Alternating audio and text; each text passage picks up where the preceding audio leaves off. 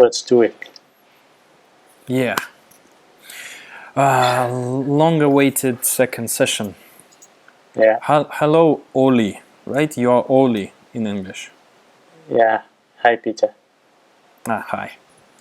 How's it going? That's amazing. Amazing. I was staring at this code for the rest of the week and couldn't wait to start coding. Oh, nice. Cool. Cool.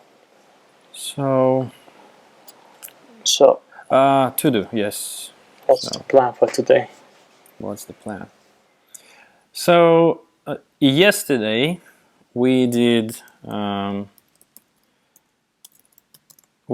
simple lecture and a little bit of context-aware errors, just in general. Yeah, and that was actually a little bit boring part. So I expect that most of the people who will probably watch the stream, they will start from the second video, from this one. Because what we want to do, we really want to finally get an AST in our hands. Right? So we want to parse something like 1 plus 2, and even better, and multiplied by 3. And we want our parser today to understand the priority of operators, so that it needs to first put 2 and 3 in one node, and then 1 and the result of multiplication in another node with operator plus. And that's the juiciest thing. But what we also want to do, we want to know the difference between x equals a regular expression and x equals a divided by non-regular expression. So that's probably the goal for today, to come to this point. So of course we first need to do some real parsing, and then, which is the funniest part, is to distinguish between regular expression and division. I probably will link the very nice article of a really professional lecture parser language developer who was analyzing how screwed the JavaScript grammar is, and how complex it is to make a formal parser using formal tools. But we're not using it, so for us it will be really easy. Okay. So stream 2. Okay. Should we a little bit refactor before going into that? Of course. Warming up is always a good start. Yeah. I remember you wanted to do something with this copy paste hell. Yep. And yeah, that's very nice, because then we would also need to do this at one moment, which is kinda uncool. Yeah, exactly. we can do better. Yep. Okay, any ideas? Well, one of the idea was use is finite, but that approach was discussed, and yeah, we can try it actually. We can use code ads. Okay, so char code ads. Agreed. And okay, we tried it last time, but then it was undefined as not something, a number or something like that. Let's see. So okay, we have a character and we want to get its code. So you know what was also interesting? I kind of did it in this C-ish way, and then I found out that we can compare strings in JavaScript. So let me double check. I never did it. What again? We cannot compare strings. We can. We it can. Looks like we can. Yeah. Okay. Let's try. Let's try it here. It might just work. But first, yes. So first, we need the function is numeric. and we give it symbol. Symbols are ubiquitous now. So let it be just C. And then we just do the same comparison first. So that would be readable. Return. In this case, character will be just C. Equals that, or that. So it will be a boolean in the end. So what we can do while is numeric char. That still works on the right side, we can see it. So I just moved the logic into a helper function. Now it's really neat to read just number, buffer, while is numeric, buffer plus equals character. Maybe next. Easy peasy. Yeah. Yeah? I was thinking maybe even we can move to separate file. This helper. This thing. Yep. Maybe. Yeah. Let's first finish this thingy. Sure. And yeah. So okay. Is numeric. And then let's try this thing. If C is greater than 0 and C is less or equal than 9 as a string. I'm not sure if this thing doesn't actually convert. Wait. I'm not sure if this thing actually converts it to a number first. I just hope that JavaScript is not that smart. So you can see it kind of works. Yep. I can do false and it will break. Yeah, good. Yeah. How to check it? The easiest way probably is to see to just check the documentation, but it's boring, right? So let's see if A is smaller than B. Oh, it's true. Oh, that's super nice. Let's make then an experiment and turn them to numbers. And they both should be then nones, and none is never less or equal than none, right? Yep. So fast, so good. Looks like we don't need to do this character nice codes. And another check. AA. Is it smaller? Oh, sorry, JavaScript. It's not smaller. It's not bigger. Oh, that's good. It's equal. Yay. And another one. AA and B and AB. So it's not equal. It is smaller, and it's not smaller, and it is bigger, and it's not equal. Yeah. Okay.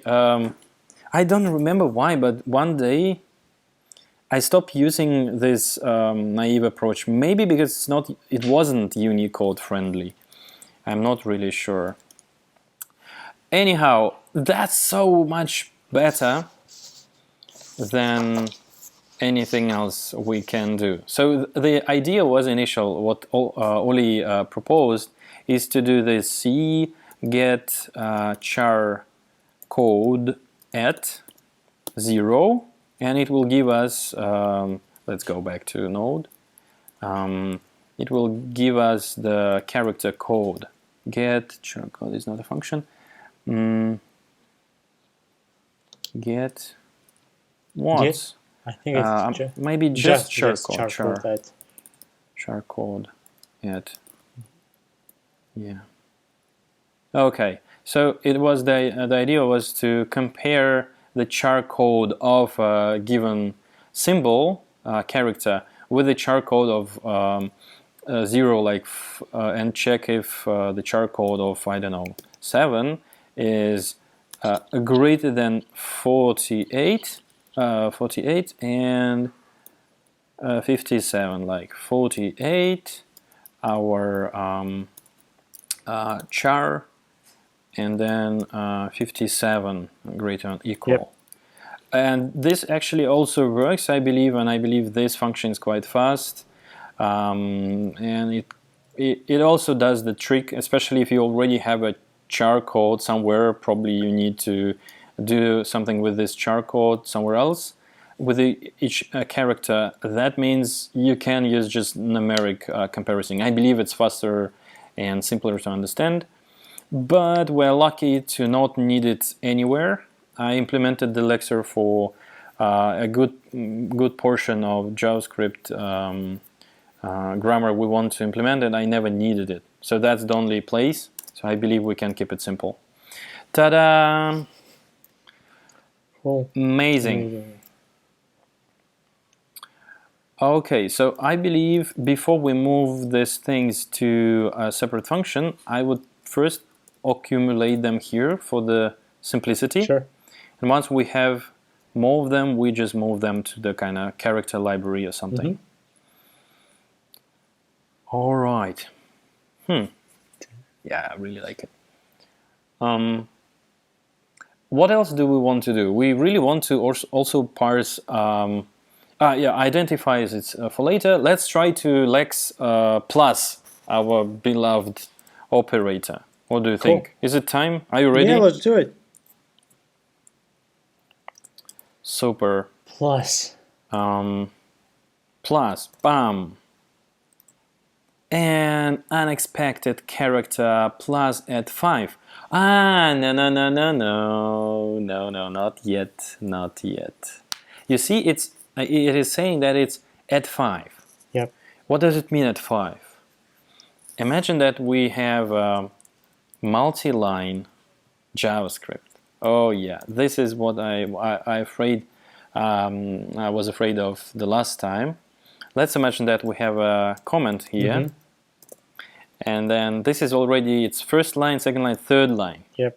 And it definitely will not tell us that it's a third line. It will just tell us where in the string it's like 0, 1, 2, Index. 3, 4, 1, 2, 3, 10. Yeah, it is only giving us index. So we need to have a mapping to actually the line. And I propose that we do it right now, because otherwise it will be not that easy to add later. Sure. Because our brains get wired to just these positions. And we still need the positions as far as I understand. Cool. Okay, so let's do... what was that? Yeah, I believe this thing. Everything is clean. So how? Oh, how to do it? I have no idea. Well, I don't know. Yeah, I remember that it's something about the new line.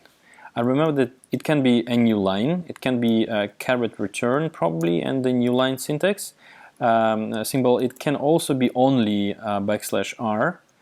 But let's pretend we did know that Windows existed and we only support \n. Because on Macs we have \n everywhere. You can see it here. It's LF, it's not CRLF. Okay, cool. Then we have to somehow track the string literal. What do you mean by tracking string literal? No, instead of this double quotes.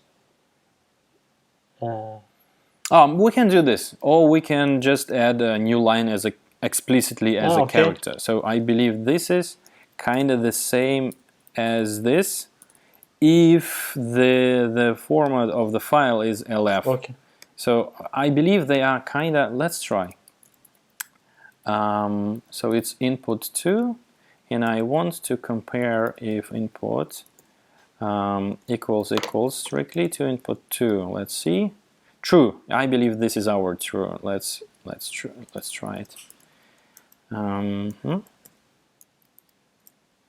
Yeah, it's our true.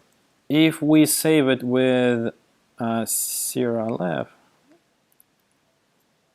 oh, it's still true. Oh, how so? Maybe it is somewhere else also stored. Okay, so yeah, it's boring. It worked. That's enough for me. Cool. Maybe I'm messing it with some other language. Maybe JavaScript knows that here it is kind of always a \n, so it actually parses \r \n and removes \r. So however you save it, so it's smart. Maybe it's smart, but still, this is equivalent, which is great. So we can continue with just \n.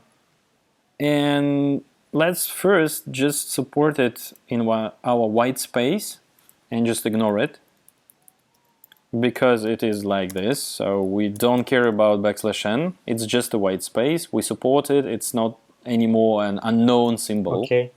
which is cool.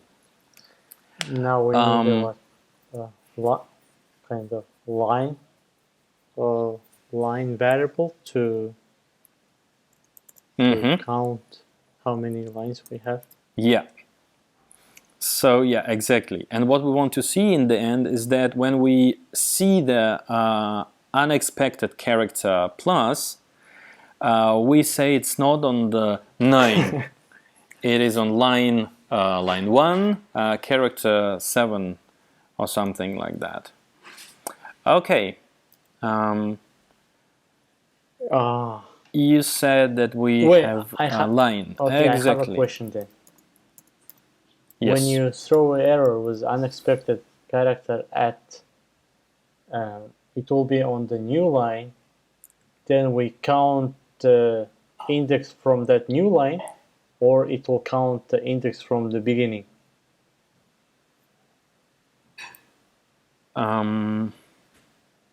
So currently it counts from the beginning, but later it should do the same as here, right? So it starts from the current line. Cool. So it counts starting from. Yeah, so we need to also track what is the column, I believe. Yeah. Like this. Okay. Okay, so column. Let's think. I have an idea, of course, because I've done it, but maybe it's not a good one. If you have other ideas, just throw them at me. No, I'm just thinking. Well, yeah, we go in, like our cursor is moving. So once we hit the new line character, we have to add one more to the line variable. So and what else we need? And we have to also to start the column. Either adding +1 to the column. Agreed. So first of all, I agree 100% that we do column. Once we move after something, we do the column ++. Agreed. The question is when we increment the line. So what I kind of see that multi-line things, we don't have many of them. We have multi-line tokens. It is yeah. So let's create let's create a new file. Source JS. For now it will be JS. We don't do much more. So what we have as a multi-line thing. First, it is definitely a multi-line comment, and we will support it. We can support it, we cannot support it, but it's interesting because here is the new line and here is the new line, and it's a nice thing to support. And still, if we have let x equals and then here is like something not working, we should be also smart as TypeScript and say that this is actually line 7, right? What else do we have? We also have multi-line strings. Multi-line, and Do you remember of anything else? Of course, and white space. So white space itself, because for us white space is non-token, but it is also a matcher, right? So it matches. So white space itself is a multi-line thing, like by nature. So we have at least 3 things which we need to support. We can do what? We can check for the new line when we parse multi-line strings. I have a question. What about function? Yeah, function, easy. So because we're in the lexer, if we have function foo, which tokens do we see here? Function. We see a token. We see identifier foo. We see white space. Then identifier foo. Then we see we have open parentheses, close parentheses. Then again white space. Braces. Opening curly braces and closing curly braces. Then white space. White space. Then closing curly braces. Yeah. So those are the tokens we lex, right? So we don't yet know that this is prohibited, that it's not the correct language, because we are just lexing. Lexer is dumb and stupid. It's kind of a little regular expression. It tries to combine symbols together in one digestible unit of a token. So this is a token. This is a token which we hide. This is also a token. This is also a separate token, and this is a token. And this white space is also a hidden token, which we just ignore. We just throw it away. And this is also a token. And this is also a token. So you can see that most of the tokens in JavaScript, I believe let x bar, I don't know, plus something like that, those are all kind of atomic tokens. So they don't span multiple lines. The whole AST node of function is exactly multi-line. I agree, but also this equal here is now multi-line. So this let is multi-line. This assignment is multi-line. But all of the tokens within it, except for white space, they're single line thing. So they don't have new line within it. So let's not talk much about the multi-line. Understood. So we can kind of relax while we parse it. So, source. So it's only white space which can find the character. But if we forget to find this character, this is kind of uncool. So what I've done when I was making a prototype for this session, I did it right here. So every time you make the next, then you always check if it is a new line. And it was working, and it's kind of nice, but we need to double check, so we kind of increase the complexity of the comparison. Of course, it is neglectable, I believe, but we can start with the more complicated thing. So once we do the white space, in the white space we do the special meaning of the character. This might help a lot because we can put then the white space. Can we? So the idea was that instead of having white space here, we can put the white space after some other tokens, and a new line might be also a separate token. No, I believe it's stupid. Yeah, and it will be complicated, and it will bloat probably. Will it? That's interesting. I don't know. So white space we definitely need, and let's keep it here. but the new line might be also kind of end of line, and it might leave in the end. And when we are within a multi-line, a real multi-line token like a string, we also look for a new line there once we need it, because currently we don't need anything of that, and that would be a complication. Right, cool. Then let's try to do it a simple way. What do you think? Just a new line as end of line, so it's kind of end of file, end of line, right? Good, nice pair of things we can try. Okay. Yeah, end of line. So and then we do end of line, and if the character is new line, then we do we what? Token? We return. Now we always return null because we just eat it, but we don't need a token there. Okay. Right? If.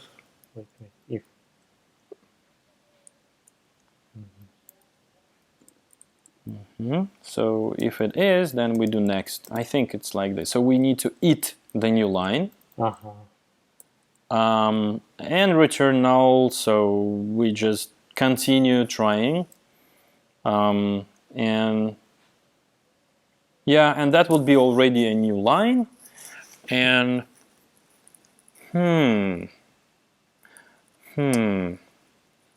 oh god, yeah, that's really interesting. That's really interesting. So we if we return nothing, what will happen? It will try to parse all of the rest, and it will find nothing because it's not end of line. Yeah, I remember what I've done last time. That was like horrible. It's a horrible hack. Yeah, this optimization is boring because we still cannot do this. We need to then return, and then if token is yeah, is it cool or not? Are you following me? I think I'm not following myself. A bit lost. Okay, then this optimization is stupid. It is an optimization, and I believe I can make it work. So we can return a special end of line and then check it here.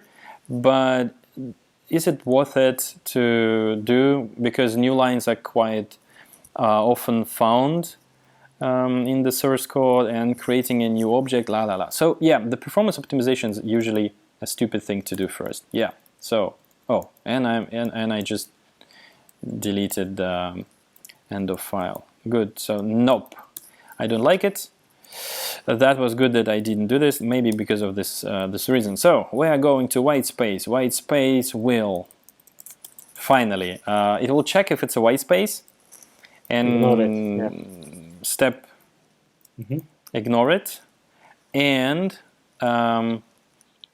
if it is a new line, I think so we call it once, and it needs to eat all of them, not only one of them, otherwise the others will not be able to parse. So we need to do while it is here, while it is there, and then oh, it's always the new lines. I was so much afraid of this topic.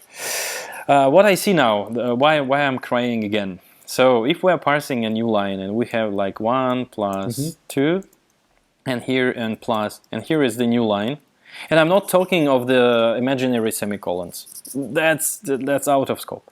And then we have this 3. If we do this in the white space, like this, we will first parse all of our white space characters, and then only one new line. And if we have more white spaces, right? So we first do this, then we do this, and they always should go after each other. And then we don't parse white spaces at all. And in our smart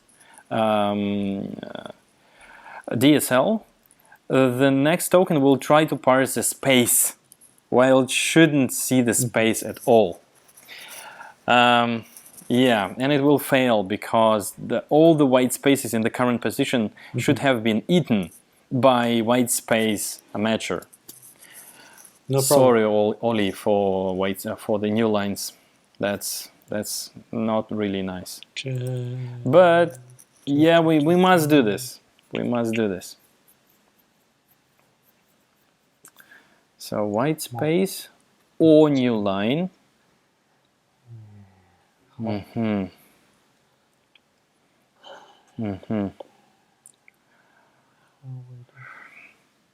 Okay, I believe we should just refactor this thing. Before we do the new line, let's just make it smart, so that was like stupid what I've done.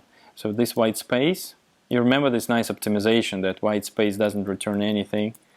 I think we need to have it here because it's also a normal token, but let it return a special kind of token. So instead of doing this, I propose that we do this. Return, I don't know, let's see, let it be true for now. And we check if the token was found, so it should be truthy, so it doesn't try to parse others. If the token is true, then we're coming here, but then we check again if token is equally true. Then we just skip the yielding and skip the end of line, and we just continue. And that might make things not working at all. See, an endless loop. But that might, if we continue going this way, that might help us to utilize this nice language, sublanguage, and not invent decorators in this next, and just parse end of line as a token. So what we do here, we do while character, so we eat the whole thing, we return true, but we need to do this only if we really went into here. That's good. So would it be nice to have a flag? So the problem currently is that what it does, it always returns true. You can see, right? So white space does something and returns true. And returns true. And then we get here true. It's true. Check if it's true, and we go back to the for loop. Yeah, next iteration, and then we again go to the white space, and white space again returns true because it always returns true. And then it goes, So what we can try to do is that white space can always return false, but be always in the first position. It will kind of also eliminate the need for a special token. But if it finds it, then we need to restart the loop. It's not the thing. But then we can try to parse \n separately, and then we need to start over, because if it's white space \n white space, my stupid optimizations will not work. Boring. That means at least for now it's a flag. So found false. I hate this style. If we're here, we say true.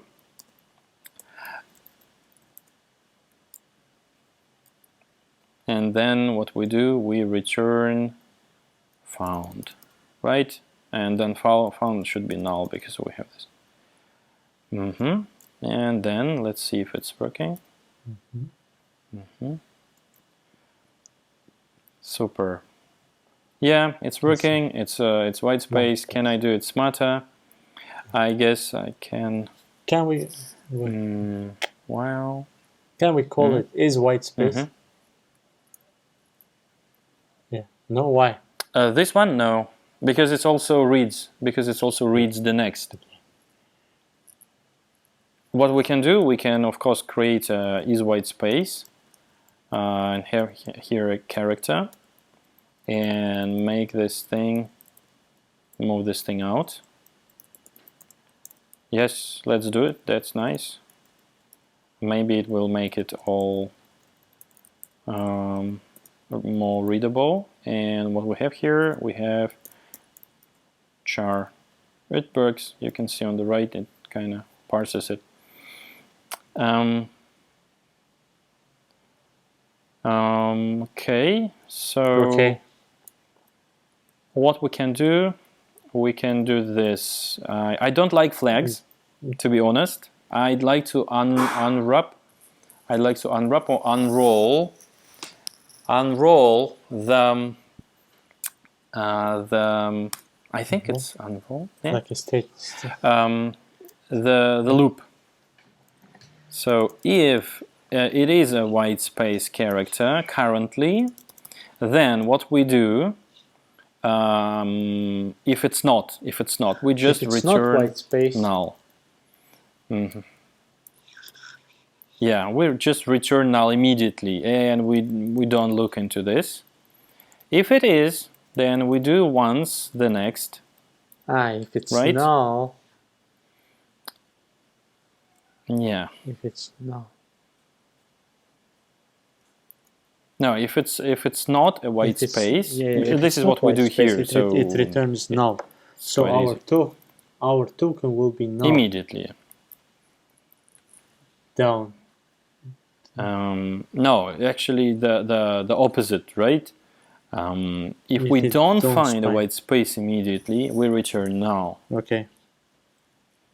Yeah. Okay. Let's do it simpler. Maybe that would be nicer. Then, if we find it next, and else, return null. You see? So if it is a white space, we know it. We read it.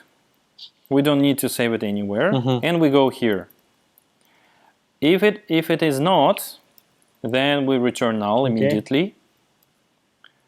Yeah. So this is what it needs to be. And then what we do, we just do our normal thing. We just read the rest because we needed a signal that the white space occurred. And this is yeah, of course, it's the same way of parsing a string, for example. We see the start of a multi-line string or just normal string, and then we read it up separately. Okay, so it looks like it's working. This just deletes this thing. Only this step just eliminates all of the white spaces. Okay, it's there. So for me, it's kind of working. So now, no, can we go back? Can we go back? Can we go down? Yeah, I'm just reading. So yes, I'm here. This is a white space. We go to the next character. Then it goes to the while. While is white space. Next. Okay.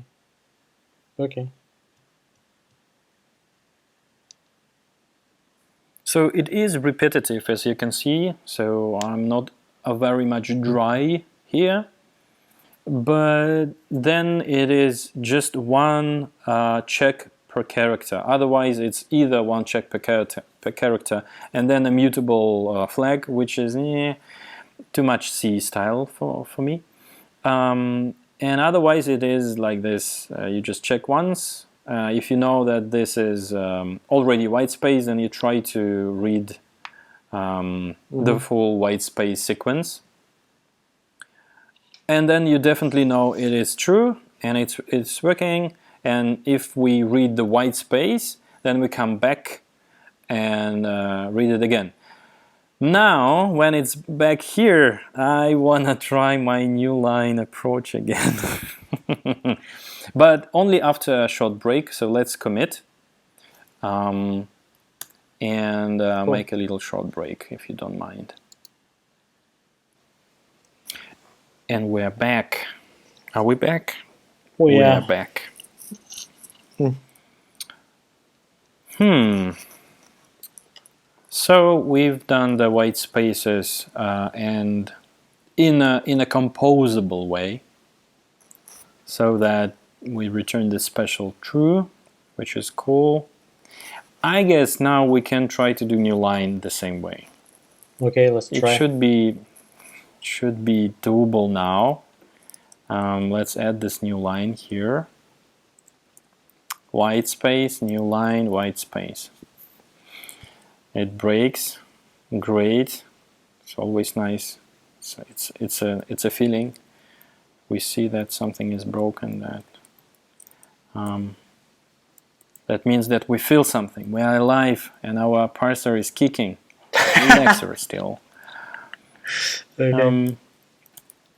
So what we can do, we can try to do exactly the same. Equal. We check if it's a new line, then we do next. For now, we just parse it. We just lex it. We just consume it and do nothing else. If it's more than one in one go, it's kind of fine, and you can see that sometimes people do this. Function A. Function. Yeah, thank you, exactly. And then they do something like that, and then something else. So yeah, it's still nice while you are at the new line check. To check if it's another new line. And again, I'm changing end of line. It's no, and end of line at that end of file. End of line. So if the character is a new line, go to next. Next. Go to next. But it doesn't go to the next line, right? It just goes on the same line, but it just goes to the next character. So lines exist only in our imagination. Yes. Currently in our Alexa we don't have line, we have a string. Yes. Very long string of some characters. It doesn't have lines. Until we start treating new lines as a separating character, as a separator. Okay. Now we will have lines, but lines are an abstraction on strings. We keep working with the string, so this next just gives us the next character from a stream of characters. Okay. Right? Okay. Characters. Tomatoes. Yeah. So now we kind of need to add a notion of lines to our Lexer, but let's wait for it. So currently it should kind of work when we add it. So it can be a white space or number or end of line. Because end of lines we also see often, but less often than numbers, less often than white spaces. Bam, it just works. It's amazing. Yeah.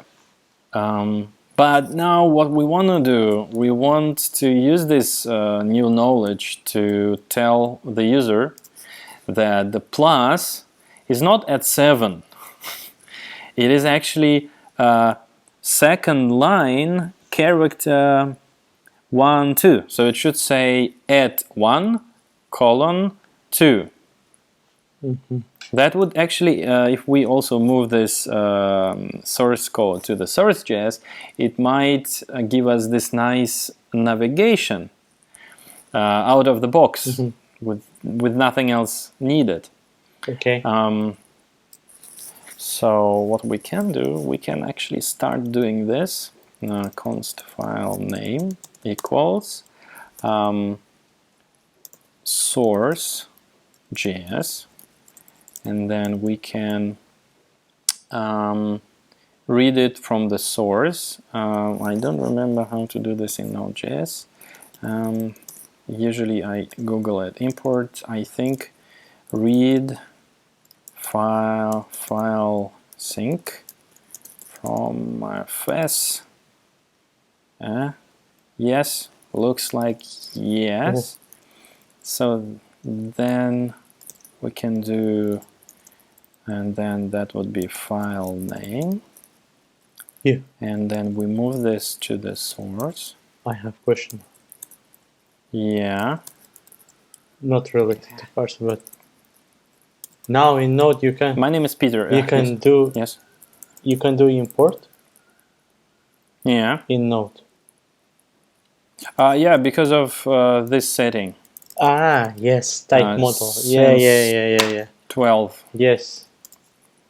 Mm-hmm. Cool. So we don't have bubble here. Yes, we just have native Node, which I really like. Okay. Because it's faster. I love bubble. That's my love forever, but it's just slower. Okay. And we want this immediate feedback. Yeah. Immediate. Okay. So we do this, and then input string read file sync. What it does? Read file sync. Mm-hmm. It reads the file sync.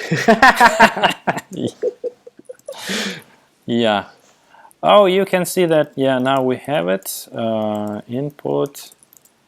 We have the input, and the input looks like this. So far, so good. And if we remove the plus, we will have. Okay, I have Peter messing with me. Oh, now it parses everything. All good. Okay. So now we want to make a type error. Not type error. Oh, I'm too far in the future. We want to make a syntax error here. How do we do this? Yeah, now we need to have something which advances us into a new line. So I suggest that we have a function again. New line. Function new line. Okay. And what it does, it does this. It does line plus plus. Because it's a new line, done. We already know, so we are transitioning to a new line. It was an old line, now it's a new line. And also we should say colon equals 1. Yeah, I think that's kind of fair. Bam, it works. No, it doesn't. No, of course not. Because we need to do it here. So we do it when we see it first time. If char new do line, it every time. new line. Okay. Mm-hmm. And we need to read it. So do we need to read it first? That's the question.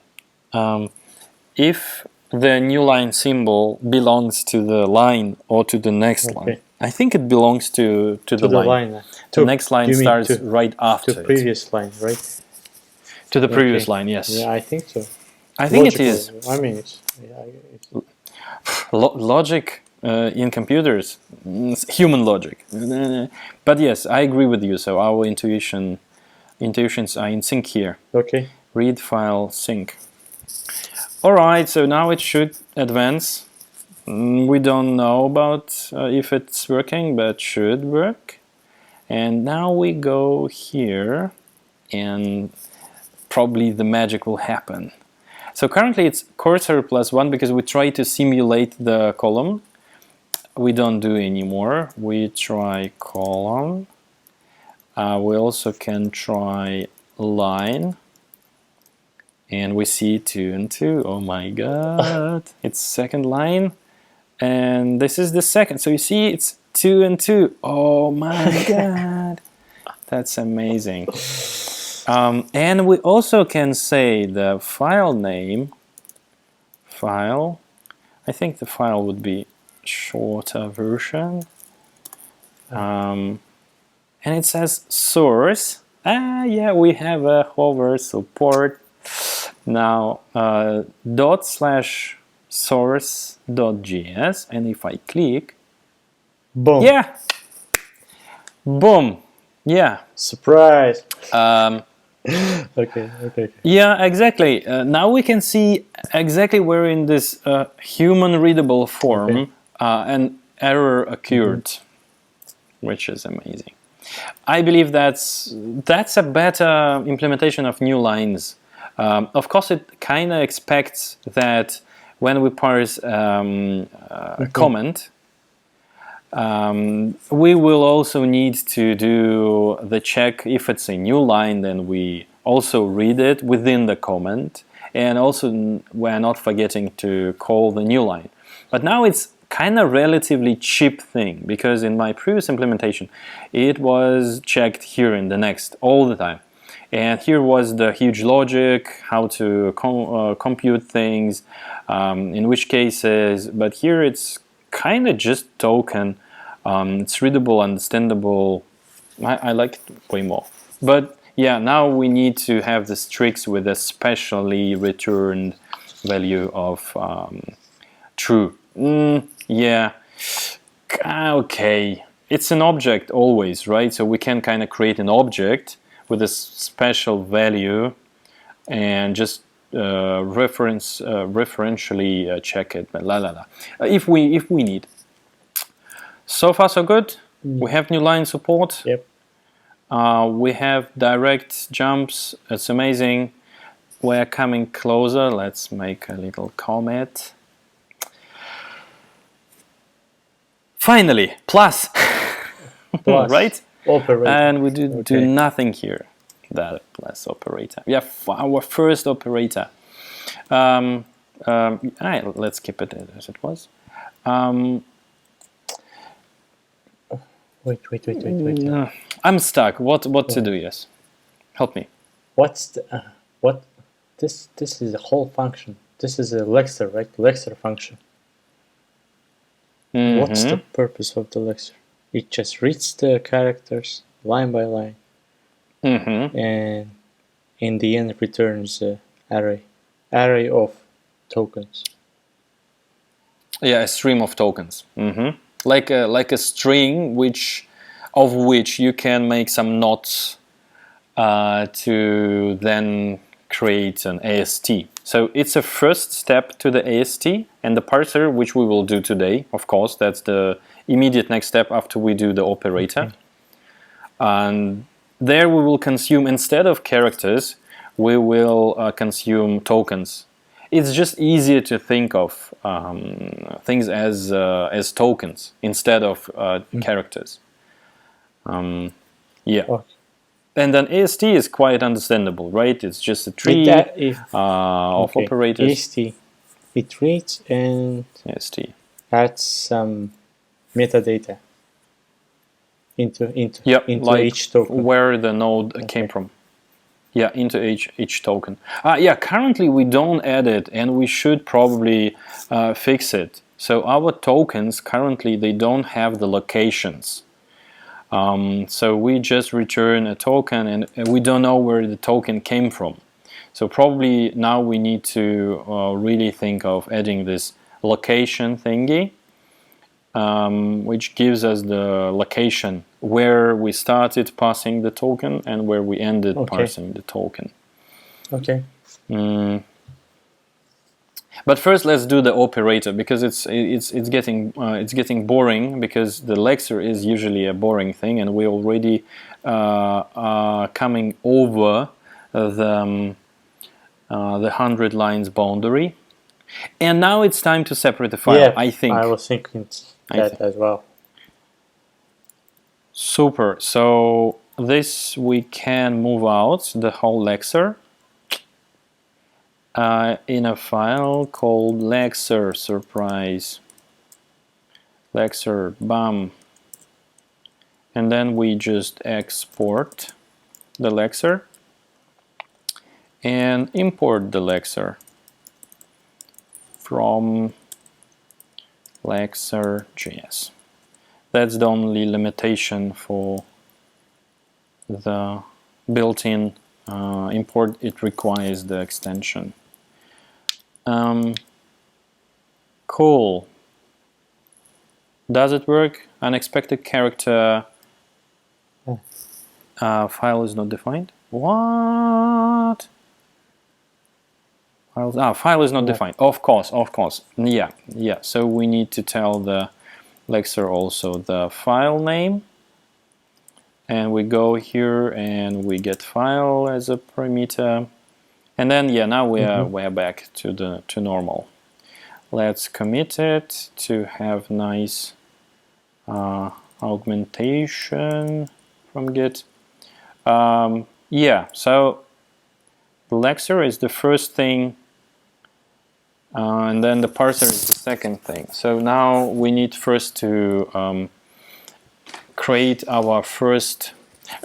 Shall we? No, we shouldn't. First, let's have an operator. Operator is also a normal token, and it is only plus, so it's kind of like a number, I would say, or even better, something else. White space, end of line. Yeah, let's take the number as a blueprint for the operator. So we want to return. We want to return operator, and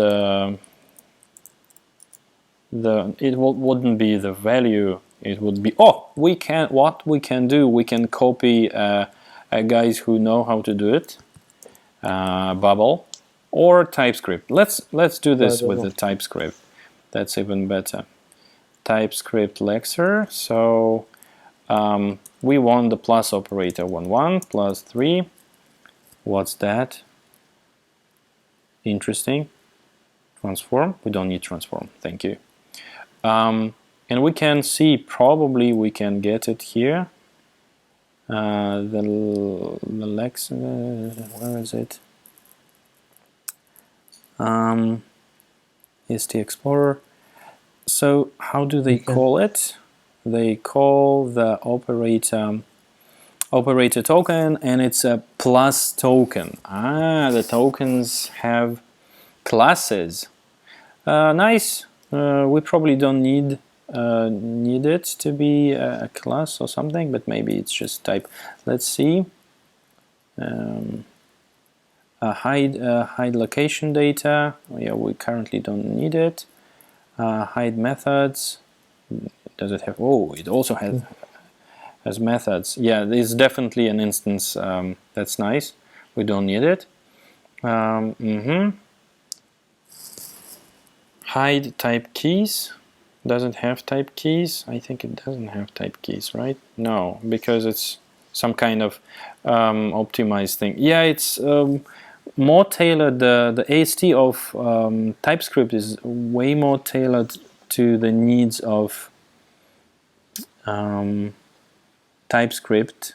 So probably it should be then the bubble, and in bubble it is looking like this. It's binary expression, and then we have operator, and then operator is just plus. And if we have, for example, yeah, so here is the limitation. We want also to do a type checking later, so we want to know where the plus is coming from, and we want to make the error right in the plus and say, hey, the plus is not what you want. So probably, yeah, it would be, would it be, yeah, so we can start with this because it's simpler, and then if we need to, we port it to TypeScript when we need it, okay?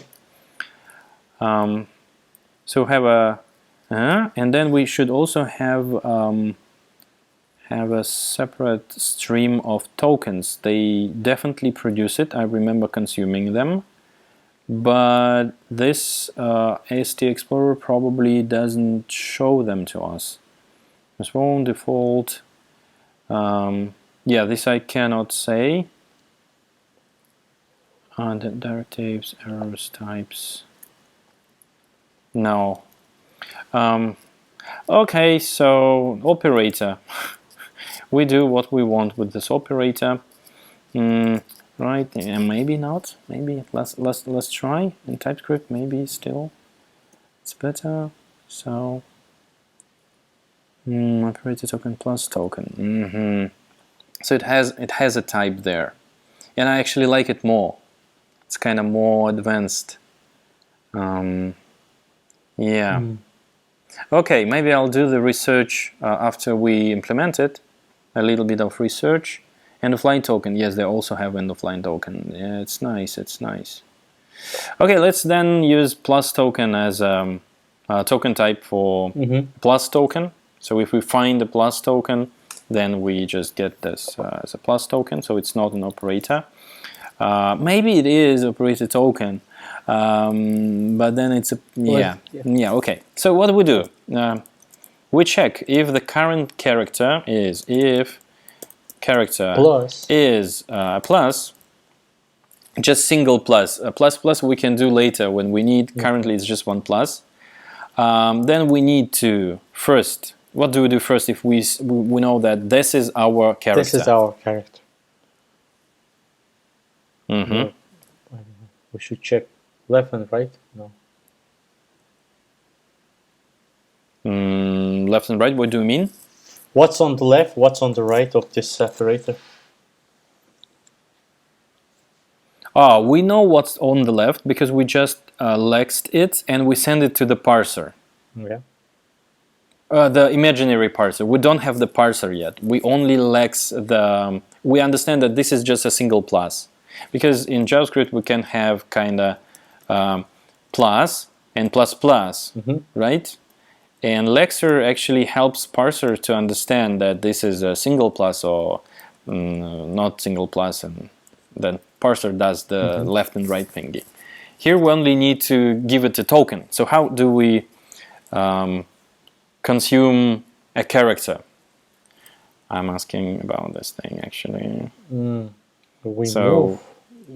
We parse the string yet, so it's still a string level. So it's a boring part. Probably already flying high in the parser world, and we will like in 5 minutes. But first, that's the boring part. We need to do our homework.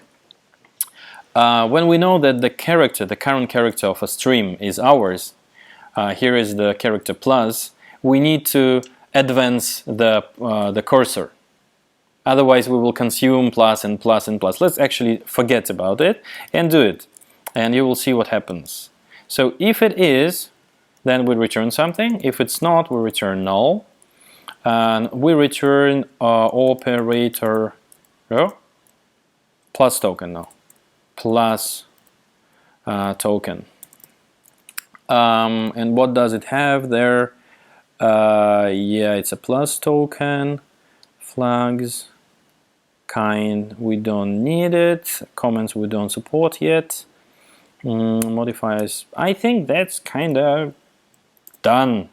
That's enough because it's a plus token. So what we do is this, and then I save, and let's see what plus. Yeah, and then next step is to add it to our chain of possible tokens. We do the white space, and we do the operator. If it finds the operator, it will return plus token, a token. If it's there, and it's not primitive true, then we just yield it. If it's also an end of file token, which is not, then we come back and then we try to parse something else. But now it will be an endless loop. Yes, I believe. Yay! Of yeah, course. we need to because we need to. Yeah. Now you have this nice feeling. You develop the feeling for the lexer. And this is why it is nice to have this lexer, because when we start working with the parser, we don't want to remember to advance things. It's a little abstraction on the string, splitting the string in a digestible stream of other things, kind of higher order symbols. And we don't need to know about if it is a new line or is the string, especially when you start lexing the strings.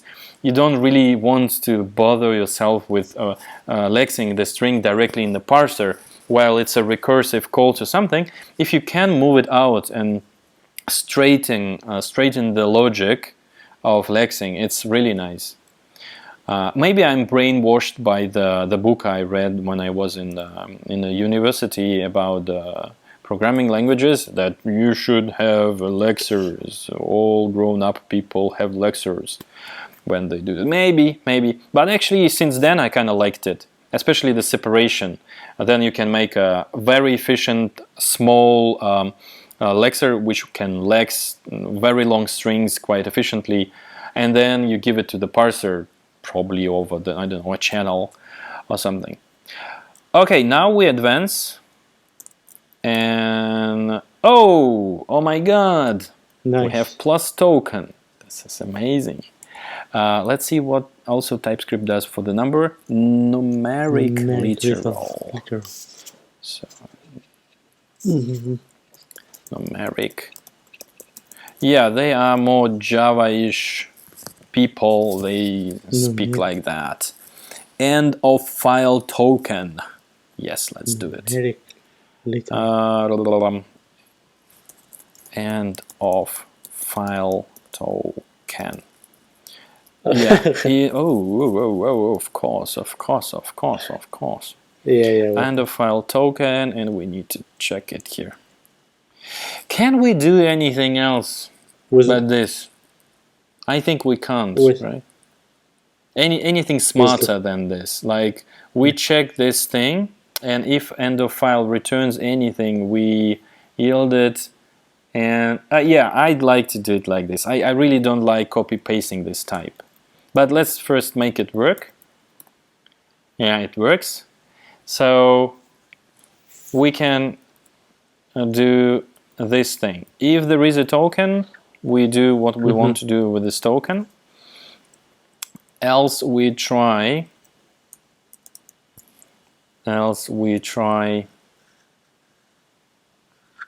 to parse the end of file, and if we can, that's the end, and there should happen what? A little refactoring, yes, to make it nicer. It's still as it was. So if there is a token, we do yield and stuff, and then in the end, what we do continue. So we just continue the loop, and if not, we have this nice throw which protects us. All is working, that's fine. Now we can do what? If we didn't find a token in this turn, we can try to do this. Const maybe end of line. End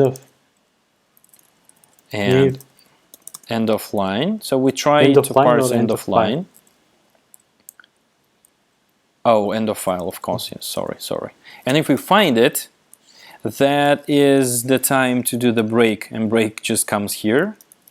And we don't need to remember to check the type of a token, because we kind of infer the type of a token from a separate call, and then we don't know that. You see here we stop knowing about that the end of file returns a structure with the type property, with a string value of end of file. And finally, I will stop now. What? Why? Why? Because, of course, end of file should go. And finally, hey, where are you? Yes. And finally, I should stop stepping on this landmine. Yeah. So now, if I want, I rename it, and it works. Ta-da!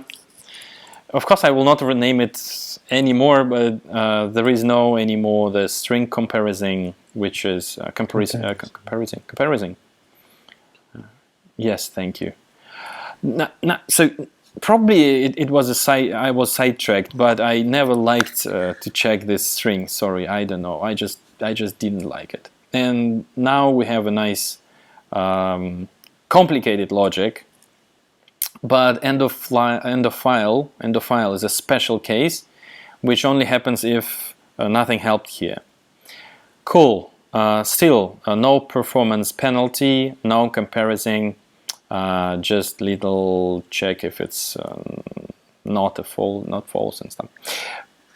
Nice. And we have a plus token. Now inhale, exhale. Inhale, exhale. It's time for a parser. Okay.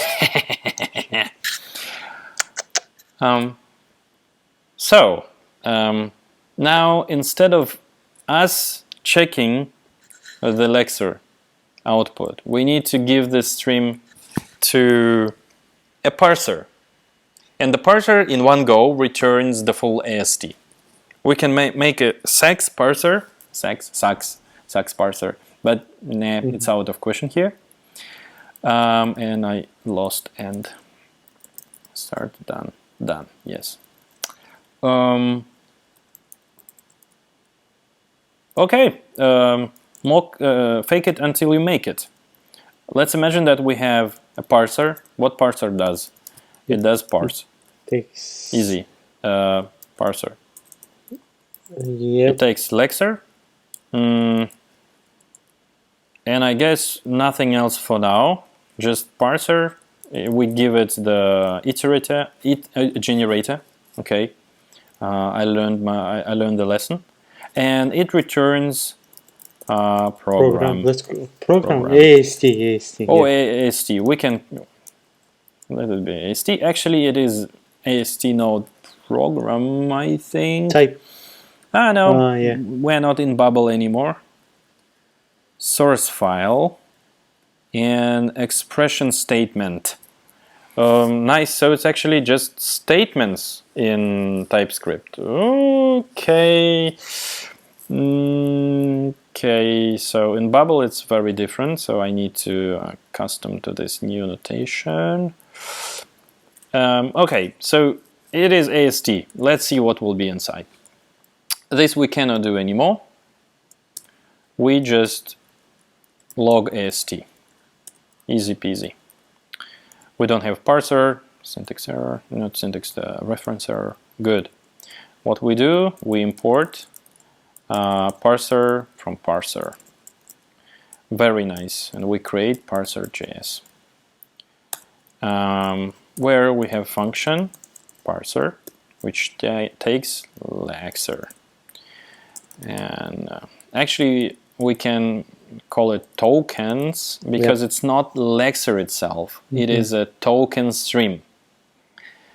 So we can just, and what we can do what we've done already, what parsers do. Sorry.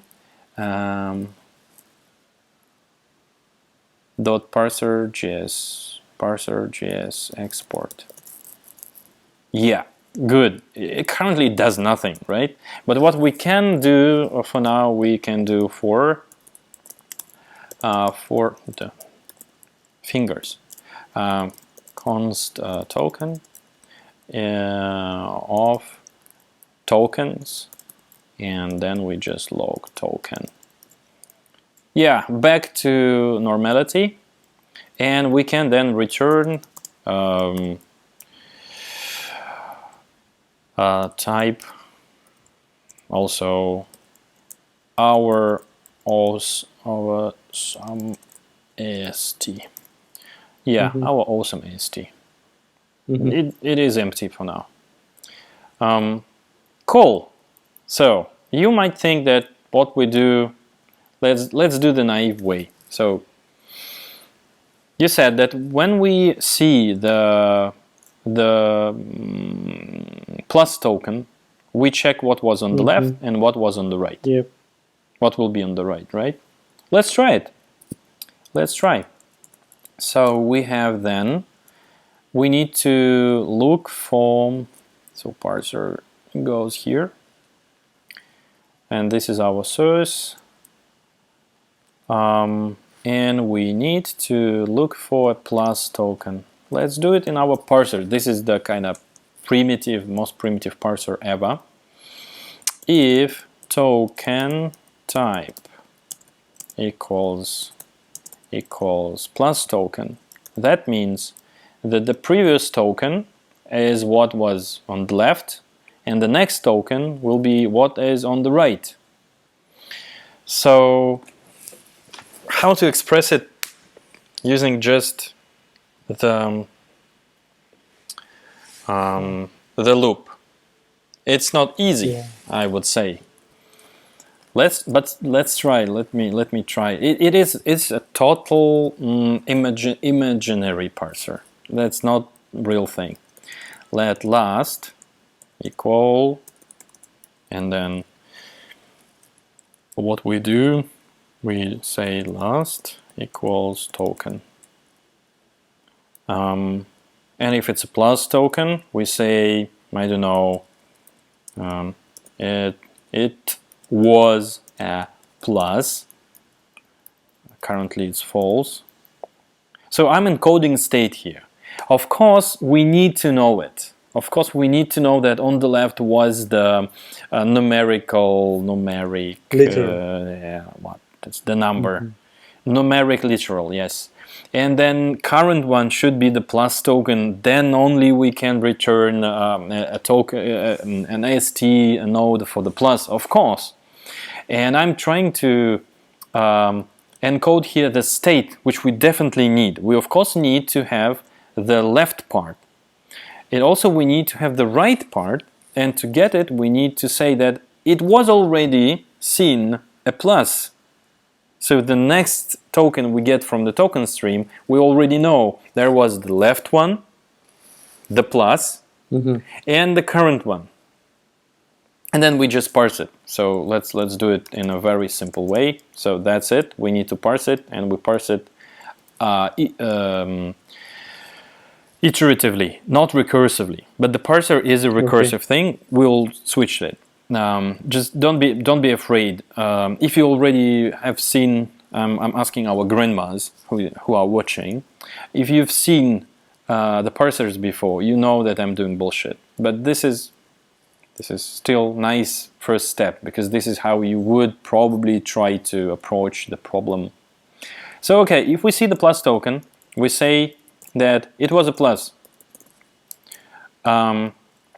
Then we just log it, then the last token is this thing. And the problem is when we see this is it was a plus, then the last token becomes okay. So okay, let it be left instead of left. It shouldn't be last. So if we see the plus token, yeah, I'm already thinking. No, yes, I need the last and I need the left. Oh god, it's complicated. So the last token is always the previous token, but also we need to remember the left of plus. The left of plus currently is null. If we see the plus token, we know that the left of plus is the last token. And we also know that there was a plus. We've seen the plus here, right? And then we should say that okay, maybe it's not a flag. It was a plus token. Currently it's also null. We see the plus token, and we see the plus, and we see that this is our current token. On the next iteration, yeah, it's pain. If we see that there was a plus token, that means it's it is time to fold the left, the plus, and the right. And the right is actually current token. So const right is the current token. Left we already have right, and we have the plus, so we can output. We can do the return. Let's only return this thing, and we return what we return. We return probably a plus operator. What is this? Binary expression. Sorry, it's a binary expression. Okay, we return type. Oh god, binary expression. And there we have, on the left we have left, let's call it also left, because we only parse the plus here. So it's the left, and on the right it's the right, right? Yeah, also right. That's nice. Ta-da! Should work. Looks horrible.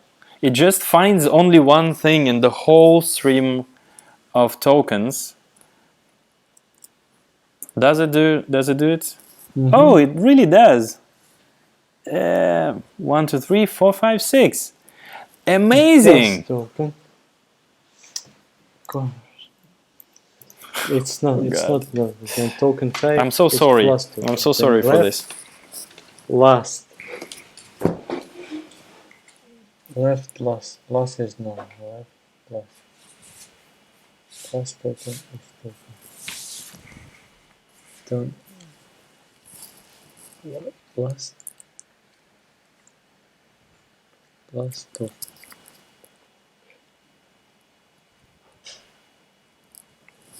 I'm also looking at it. I can only write it. I cannot read it. It's a write-only code. It's already plus token is true. Mm-hmm. Then we write. We already moved from the token.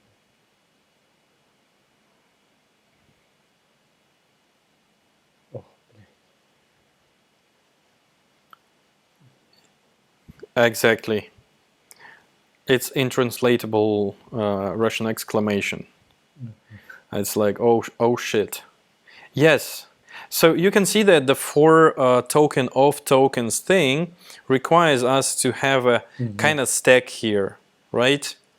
So we have a stack of things, and we put first this number, then we put the plus, and then only when we see the second number we can take the previous and previous token and combine them in an AST node, which is uncool. And if we have a more complicated thing to do, then this thing will be just ignored, because we need to have something on the left, then on the right, and then on the left around this plus. So if we add another one, that should kind of work again. 1, 2, 3 again. Okay, no, that's uncool. 1, 1, 1, 2, 2, 2, 3, 3, 3, and 4, 4, 4. I believe we will, in the end, get it. So result, and then instead of returning immediately, we just push to the result. It's also linear, right? The result is linear, which is probably not what we want. And here we would need to, oh my god, unexpected, yeah, of course. Oh yeah, good. So now we have 2 binary expressions. Oh, maybe even more. We have 3 binary expressions. And 1, 2, even more. 1, 2, 3, 4, 5. That's amazing. 1, 1, then some plus token got into. So this is horrible. Yeah, this is horrible. So this thing actually doesn't scale at all. It only can parse one thing, and at this point we need to go deeper. That's the moment when anyone who is comfortable with just linear processing of signals, symbols, anything, right? So it's a loop, and it's easy to understand. This is what you learn in the basics, and we know it. But the recursion is a little bit more complicated, and here we must go recursive, because in the code, the left part of the plus is also a result of a call to a plus, right? So it's a plus, and this is the plus, and this is also a plus. And this already looks like recursive. Looks recursive, like a recursive data structure or something. It has, like formally speaking, what is a plus? Plus is, in our case, a number, plus number, and this one is just a symbol, right? This is a token, and this is also a token. So yeah, and not only this, because plus can also consist of number plus another plus or number. Let's see, let's use TypeScript notation here, kind of. So it also can be a plus or a number. So you can see that plus can have plus or number on the left side, then the plus token, and again plus or a number on the right side. So without going recursively, we cannot parse it. Regular expressions will not help here. We must we must invent something. So this is a pivotal point for our way of thinking. We kind of founded a good approach with this or things, but they work only on one level within one for loop. While we can go the same way as we have the lexer, but within these things, like operator plus, we might also kind of call our other functions which know how to parse things, and it will be recursive. So it's not in lexer, it's just I'm just prototyping here. So probably operator can call operator, and we don't need this outer loop in the parser. So that's kind of the sense of things. Yeah. That's really sweet. Just wait for things to become clearer.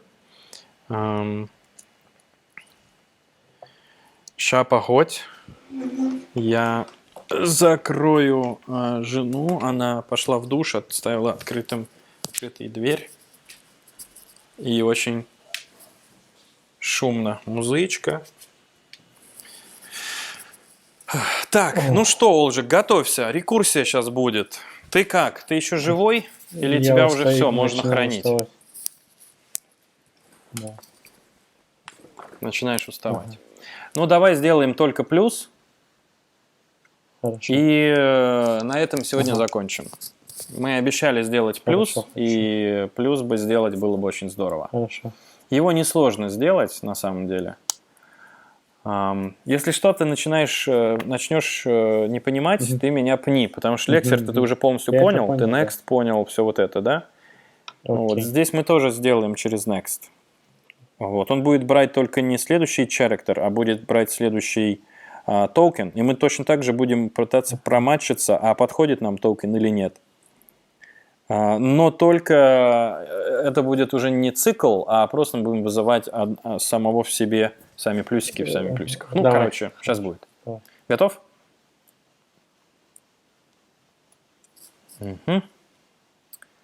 So let's try with this simple one. First, just simple one. How do we parse it? Have tokens, and the parser has tokens. I'd suggest that we don't go the way we went with the lexer and implement everything first with this kind of loop. So we've done it, but in a very drafty way. So let's just switch to an iterator immediately. So I would suggest that we have let token, which is null by default. And we have a function called next surprise, which does only this thing. It does tokens, next, next. And Tokens, it's yes, tokens, it's so far so good. Yes, okay. Yeah, tokens is an iterator, and it is lazy. So until we call next, it doesn't advance at all. So if we just do this, we read nothing. So we can see it actually here. This is what I actually like to do. When we have this next thingy, we print our current character. But we need to do it twice, right? Let's do it. So next, character. And we do, what was this, lexer? Gets char. You see, nothing happens. If we try to read few tokens, let's just do it here. Then we see that it starts to lex. It says space and then and that's actually it. But if we go deeper, then it should scream at us. Yes, so it finds finally the semicolon. Okay. So wait, up, yeah. So far so good. Lexer is here. I still believe we should do. So it's line 0. Next. No, it's fine. And we also always get the first character, even if we are not called, which is also a nice thing to tell. So whenever we start and then we need to yield already. I believe this is the limitation. Let's try, because I believe in a generator, until you call it the first time, you don't lex. Let me see. It shouldn't. Yeah, so I kind of refreshed my knowledge about how generators are implemented. So even this, the body of the function would not be called, so it's completely fine. So lexer is just waiting for us to start asking for the tokens. Very nice. We ask for the first one and we log the token we've got. Numerical literal, super fine.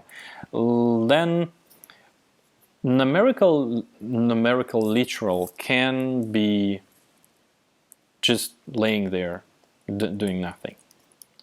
So this we don't need for now. It is just there. Very nice. We need to parse it. So how to parse it? Usually it's just a numerical literal. So we can say that we want to try to parse a numerical literal as we've done before with the string things and stuff. So we have a function. Numerical. Amazing, Peter. Amazing. Yes. Yes, numeric. Numeric. I think it's numeric. Yeah, numeric. Numeric literal. So we can say here numeric literal, and what we do is we check if the current token,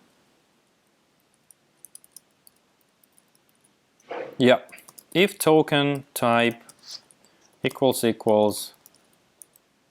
numeric literal, then we need to return it in advance. So we try to consume it. If it is this thing, we return it. If not, we just don't know what's next, and we can say, aha, it is an unknown token. So that's another step. But currently what I see here is that if we return it immediately, we cannot advance. And if we advance, we return a next token. So I'll do what? I will do const token equals token, and I return the token. Quite easy to do. Here it is. So we don't need to advance yet. Lazy, everything is lazy. Nothing happens, start, undefined, done, but we need to start doing this. We need to start parsing. Good, then we call it, and we have our node, first node. right? Do we have a first node? So the node can be you can see that numeric literal. Here it's actually a node, but it has everything what a token would have. So we immediately can transform a token into a node here lazily. If we need, we then wrap it. So const, I don't know, program.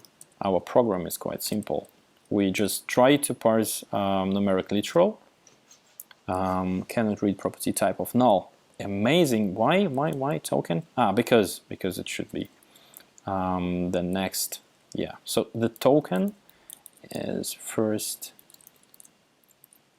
So we need this next because only then we can start matching. We call the next. We get the first token numerical. Here in the token, and then if it's numerical, then we get in the program return program. Do we get it? Yes, we get it. All good. All good. So currently we know how to parse numerical. But if we add plus 4, 5, 6, then it just doesn't progress. And we don't see an error, and we should see.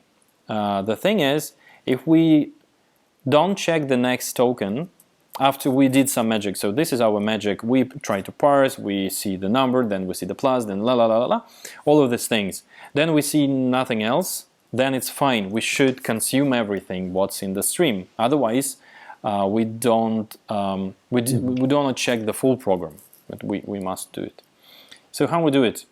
We check afterwards that if token, it should be undefined. So when we consume everything, we've consumed everything, the token becomes undefined because this is the generator stopped because the string end has been reached, so it just returns undefined. And if token equals undefined, we need to it's okay, then we just return. If not, we should throw new, I think, type error or syntax error, unknown token. What does it mean, unknown token? And yeah, unknown token, that's good, that's very good. So unknown token means that we were parsing, but none of our matchers, this is our matcher, recognize a token, the next token. They say, is it numerical literal? Currently we only can parse numerical literals. Yeah, but now it's a plus, right? And numerical literal doesn't parse it, doesn't match it. That means that it just leaves it in the stream for the next matcher. And we call only numeric literal because it's our own thing, only thing we know of. Then in the stream there will be another token which we can actually also log here. We say parser, and we say the token type. So here is the and if it's undefined, then we say like this. So we say that the parser token, Peter, wake up. We say that Lexer sees 1, 2, 3, then space, then it produces the numeric literal, which we can see in the parser, and then we see plus, then plus token, and here we actually give up unknown token at the parser. Okay, cool. This is really nice. So unknown token, and then we tell. And what we do, we say that the token type, this is unknown. Token where? What's wrong? It can be, it's possibly null, but I just checked it. Then okay, let it be then this way, and TypeScript will be happy, right? Not equal null. Token, yeah. So if what? Object is possibly null. Do you know TypeScript? We've just checked that it's not null. right? How is it possible that the token here is null? Yeah, it says null. So, and then if I check if it equals to null, nothing changes. You know what? For today, that's nice. We will fix it later. And now we know that there is a plus token. We don't know how to parse plus token. We have no idea. And another thing, we don't know where it comes from. So it says just unknown token plus. But actually, we can make it smarter and add. But this is for to do, I believe. This is not for today. To do, yeah, context-aware errors for parser. It's for next stream. So currently we just bail, right? Hey, I try to parse as I know, and currently our program can be only one single number because this is what our parser can do. Well, fine, it returns it, done. It's very primitive. Now let's try to parse something. So I think we can try to parse a plus expression finally. So how parsing a plus expression works? That's very sweet. Function plus what we have binary expression. Okay, binary expression. How do we parse the binary expression? So first, this is super easily visible. We need to call it. And then we know that for the binary expression on the left, we have to have something like number. In our program, it's only number. So super. What we do, we say left equals numeric literal. And you know it that it will be a numeric literal or null. And if it's not a numerical literal, we also return null. We say, okay, I cannot parse binary expression because binary expression expects that it starts with a number for us, for our super simple language, which has only numbers, pluses, and spaces. It starts with the numeric literal. If it is not a numeric literal, then probably it's a mistake somewhere, but it's not my problem, says binary expression. To deal with it, I just return null. And here we will check if it is, if token is not null. If the token is, if the program is, oh god, yeah, so this is a check for another thing. If the program is null, the program is null, then we say something like, okay, so a panic. Let's just panic. Yeah, for now, we can make it better because we can say that, okay, expect this, expect that, and have a nice error messages. But currently we have the panic because it always returns null. But okay, let's come back. And here comes the beauty of the descending parsers. You can concentrate only on this little thing. So finally here we can definitely say exactly what we want to say. That the binary expression consists on the left side of a numerical thing. Then we have the plus, and it should be a plus. What was that? Plus operator. What was that? Where is our plus? Plus token. So it should be a plus token. You see, copy paste, we will of course optimize it. So we have a plus token. Yeah, if not, if there is no plus, we also don't know what it is. Currently we just give up and return null, and we have a panic. Later we will of course check, okay, I expected there to be something. Okay, so binary expression also need to have the right thing. Currently, let's start with a simple one and say that the right is also a numeric literal, and if it's not, we also just return null. And if finally we've seen this, we can return the thing we always wanted. Type binary expression. Yay! And then on the left we have left. Then what is this? Operator token. Okay, I will call it operator token stuff plus. Oh, maybe not.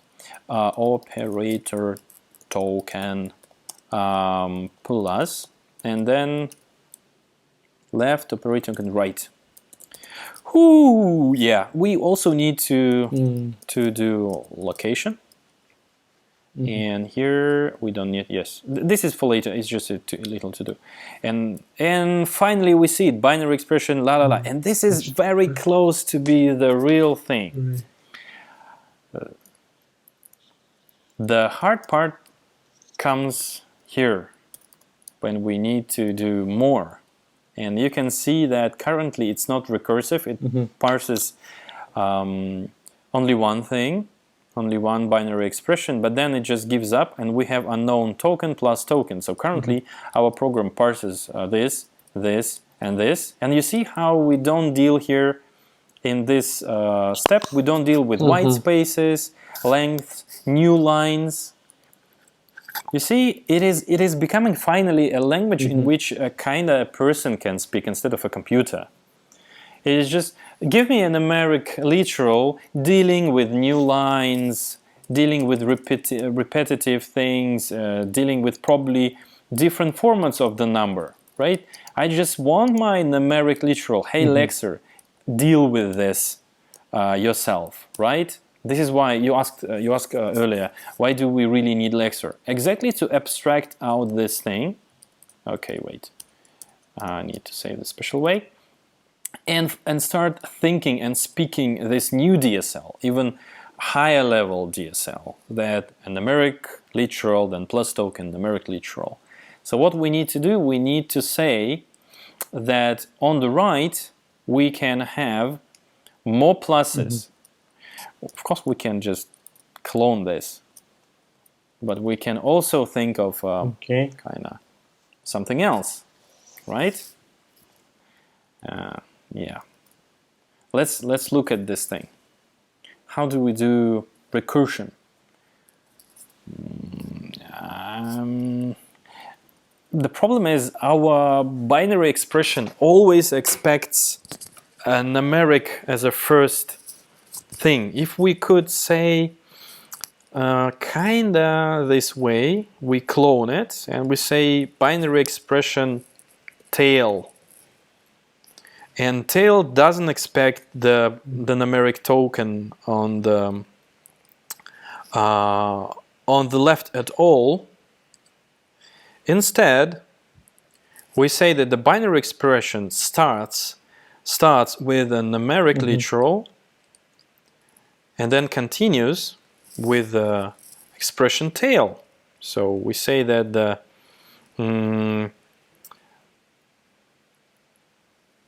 yes, so kind of like this. So we want to parse it and we do the return and then we give the left as a parameter to it. This is what I remember how I've done it.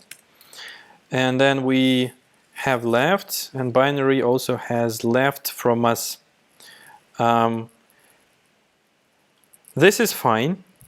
It works exactly as it was working for only one case. Should work. Does it work? Binary expression. Then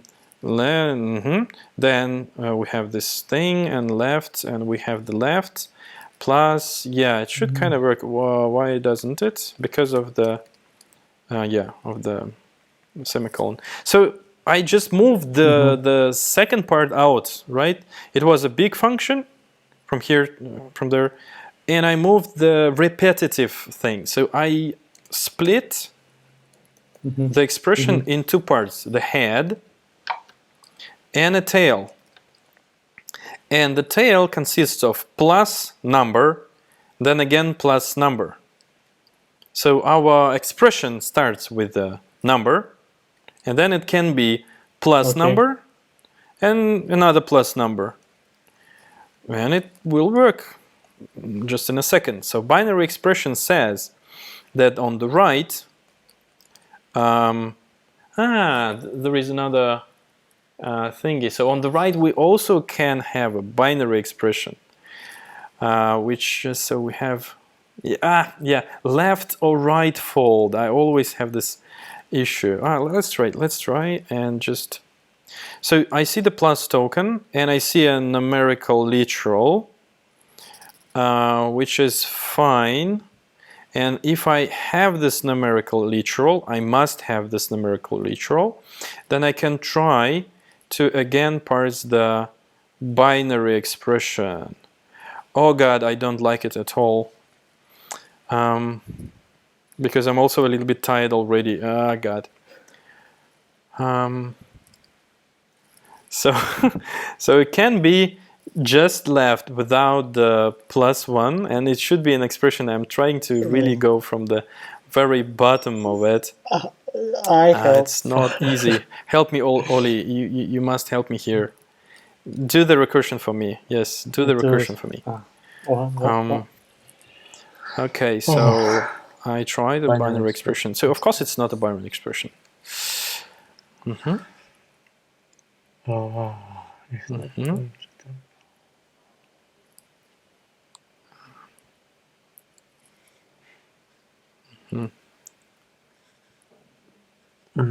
Plus, and I get it. Yes, I'm waving my hands to remember the. What do I want to do? L fold or R fold?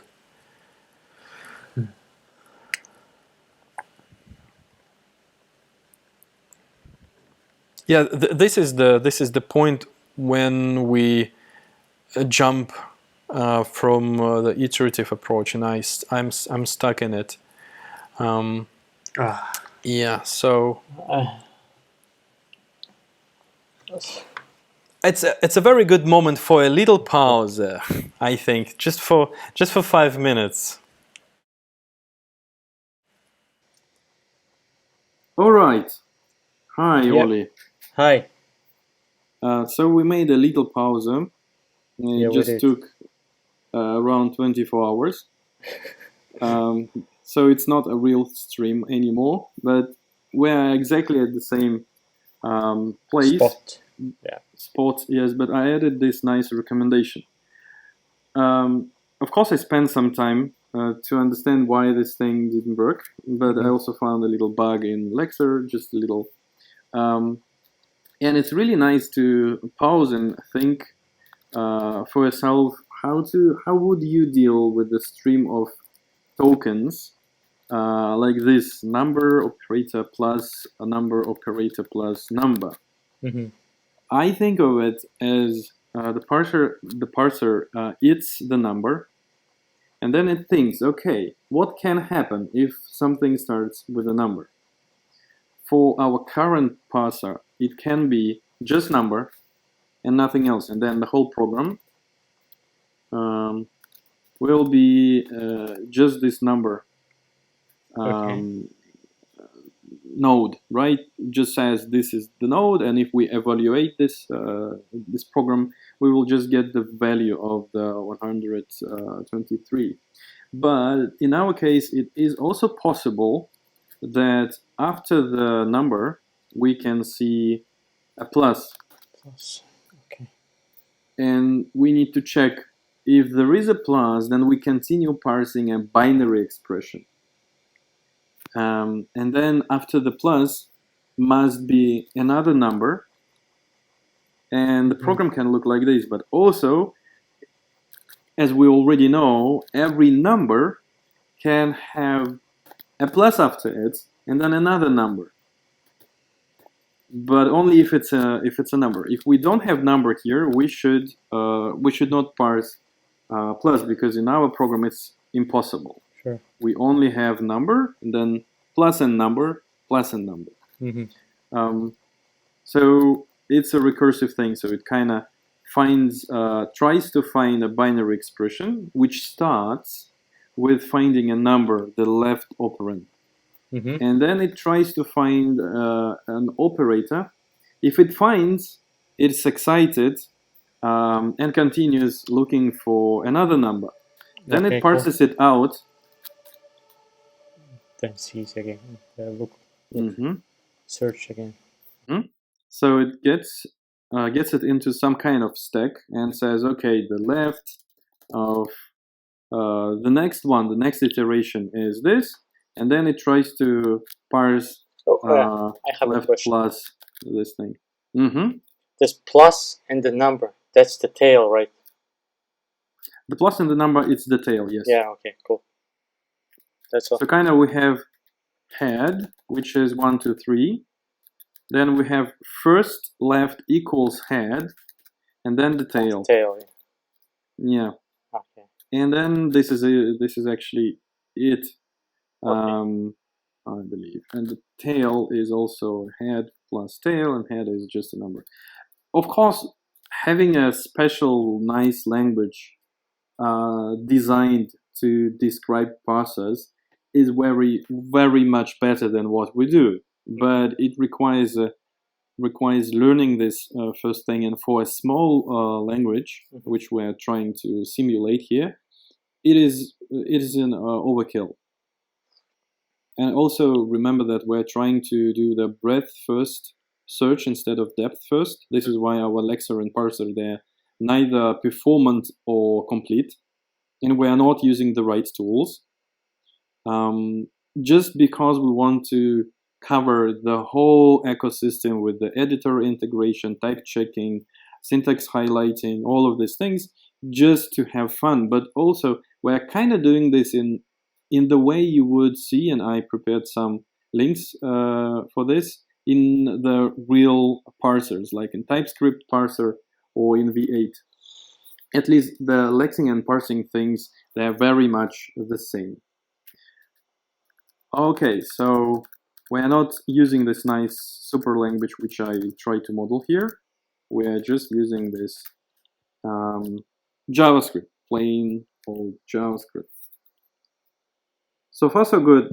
We're trying to parse it, and something doesn't work. This is totally fine. Let's go back and fix one little thing. I found that in where we parse end of file, we actually don't yield it. Yeah, copy paste problem. So we after we didn't parse white space, operator, number, or end of line, we check it, and no, it wasn't the case. We try to parse end of file, which is the only one left, the only one possible, but we don't yield it. And in parser, we need to know that the file has ended. Otherwise, we will not have a guarantee that we've parsed the whole program. So we must yield it. Okay. And yeah, so I cannot type yield, so I just copy it. Yeah, so I really try to practice. Probably I need to go to courses how to type yield keyword. It doesn't change anything on our test run, but it will just eliminate the problem. So okay, you probably paused and you know where the problem here lays, because this is actually almost the full binary expression parsing logic in front of you. Let us try ourselves too. All right, let's go from the beginning. We want the program to be binary expression only, because we only have binary expressions and numbers.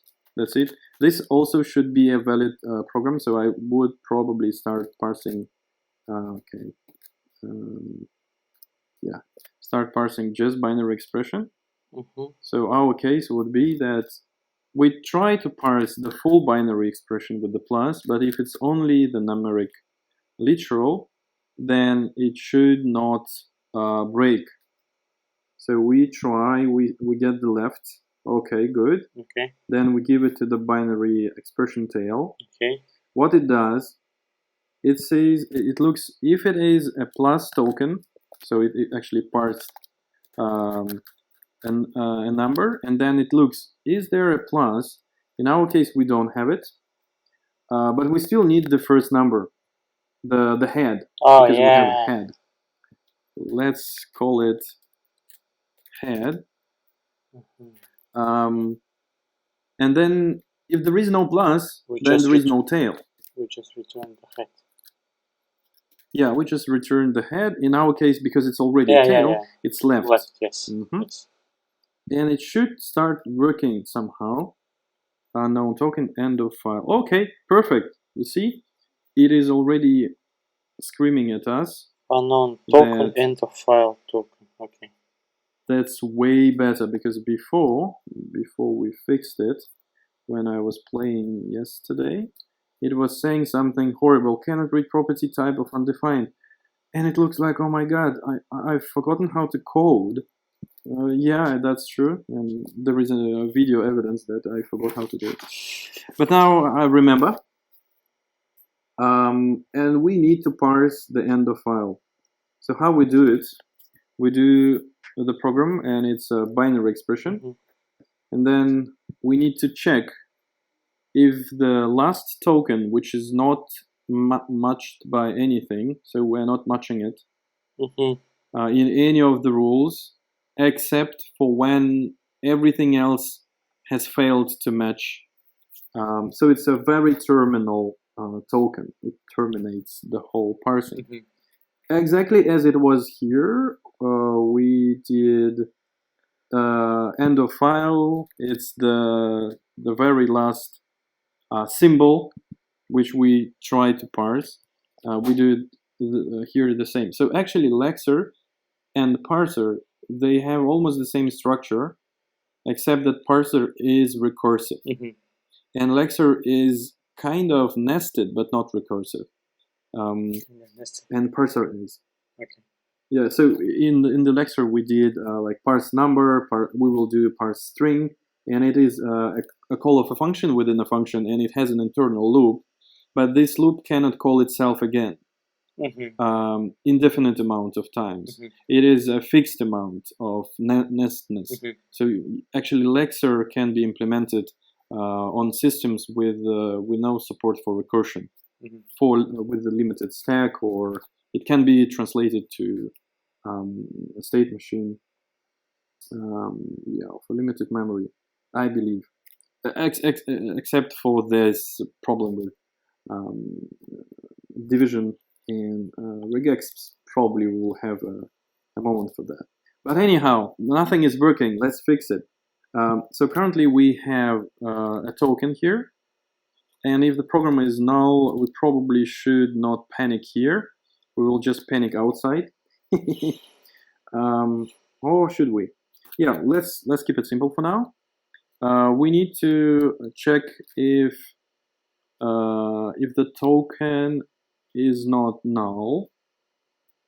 Yeah, probably we do, because it can happen that the Lexer just gave us something we didn't know at all, and we need to complain about it here. But also, if it is not, yeah, so if it, yeah, we need to parse the end of file. So if token equals null, token type, and we don't get, so token type, yeah, is not, yeah, actually, if token type is not, what do we give back? End of file token.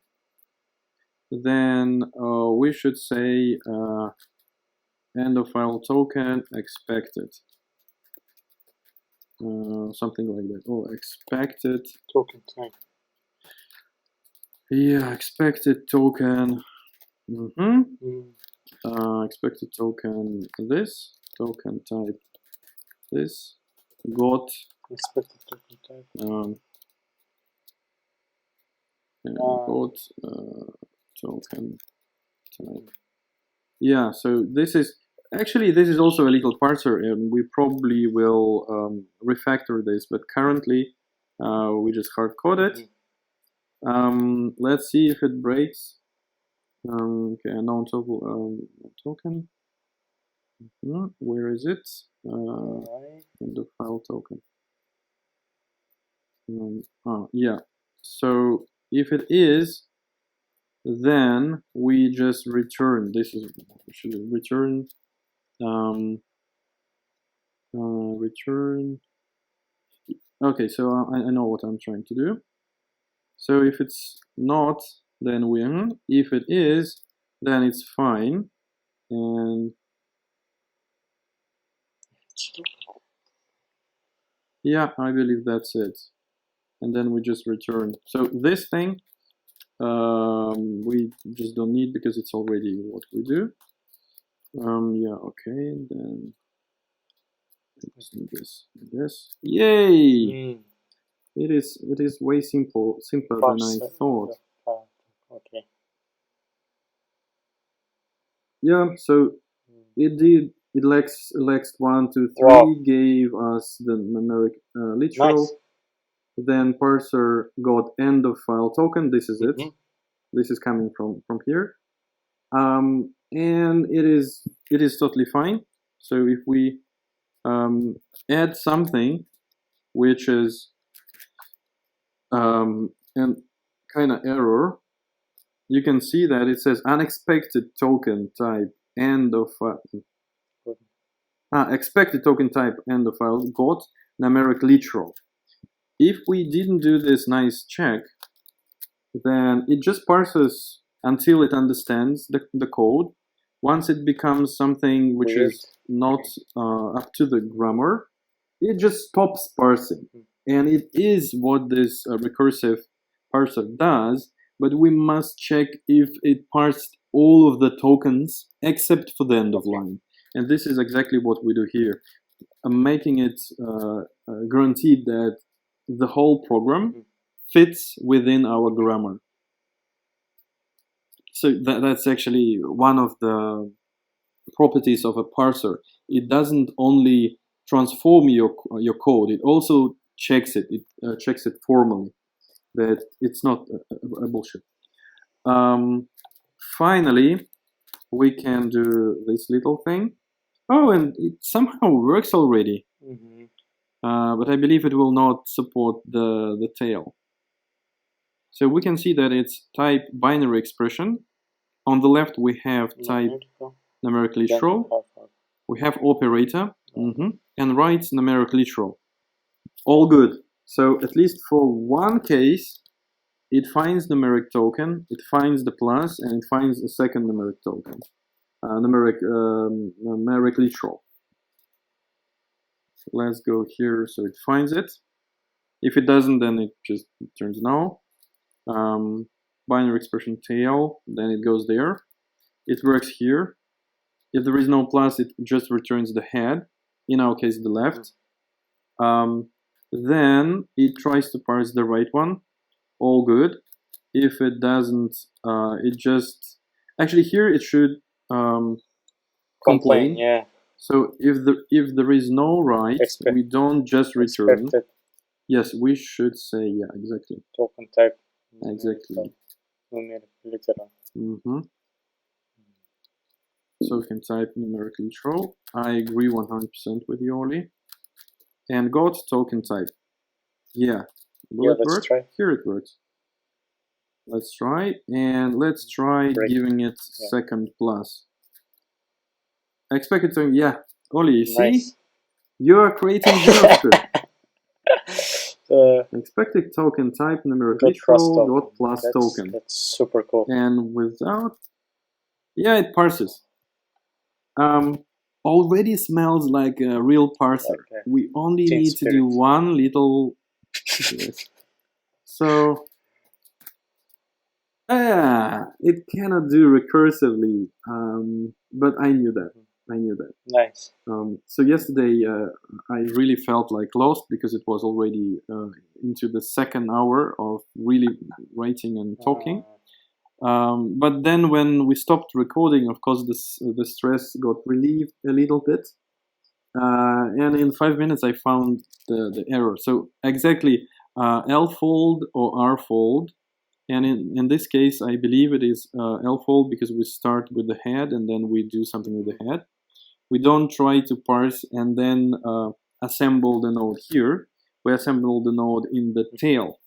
So yeah, if I'm not correct, please leave a comment and educate me.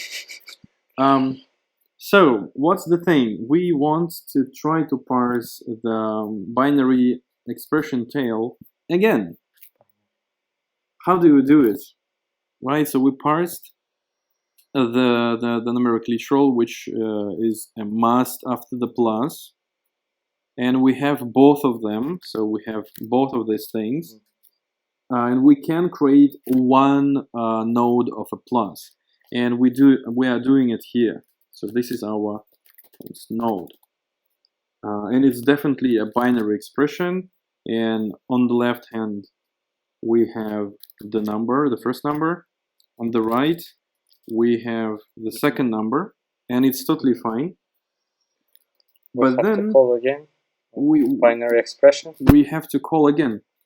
Somehow we need to call the binary expression tail again, here or somewhere else. And binary expression tail also expects the left, which is a node. I think so, yes, which is a node in our case. And what it knows, it will get this node as a left. So it has it in left already. And it will look into the plus. If there is a plus, it will parse it and do the same again. If there is no plus, it will just return left. So I guess we can just return the binary expression tail, and that should be it. Wow, yay! Nice. Recursive parser. Left type binary expression, left 1, 2, 3, operator right 4, 5, 6, operator token plus. Wow, that's super cool. Yeah, I agree 100% with you. Cool. So let's just enjoy this because we have our own AST. Oh yeah. Commit. Exactly. Commit and push. Yeah, the link should be in the description. I always want down below. Down, yeah, exactly. So I'm pointing downwards. As all the smart bloggers, vloggers, yeah. Yeah, don't forget to like and subscribe. Oh yeah, like and subscribe. Of course, like and subscribe. Yeah, that's very important. So what we see here is the kind of trace of what was happening.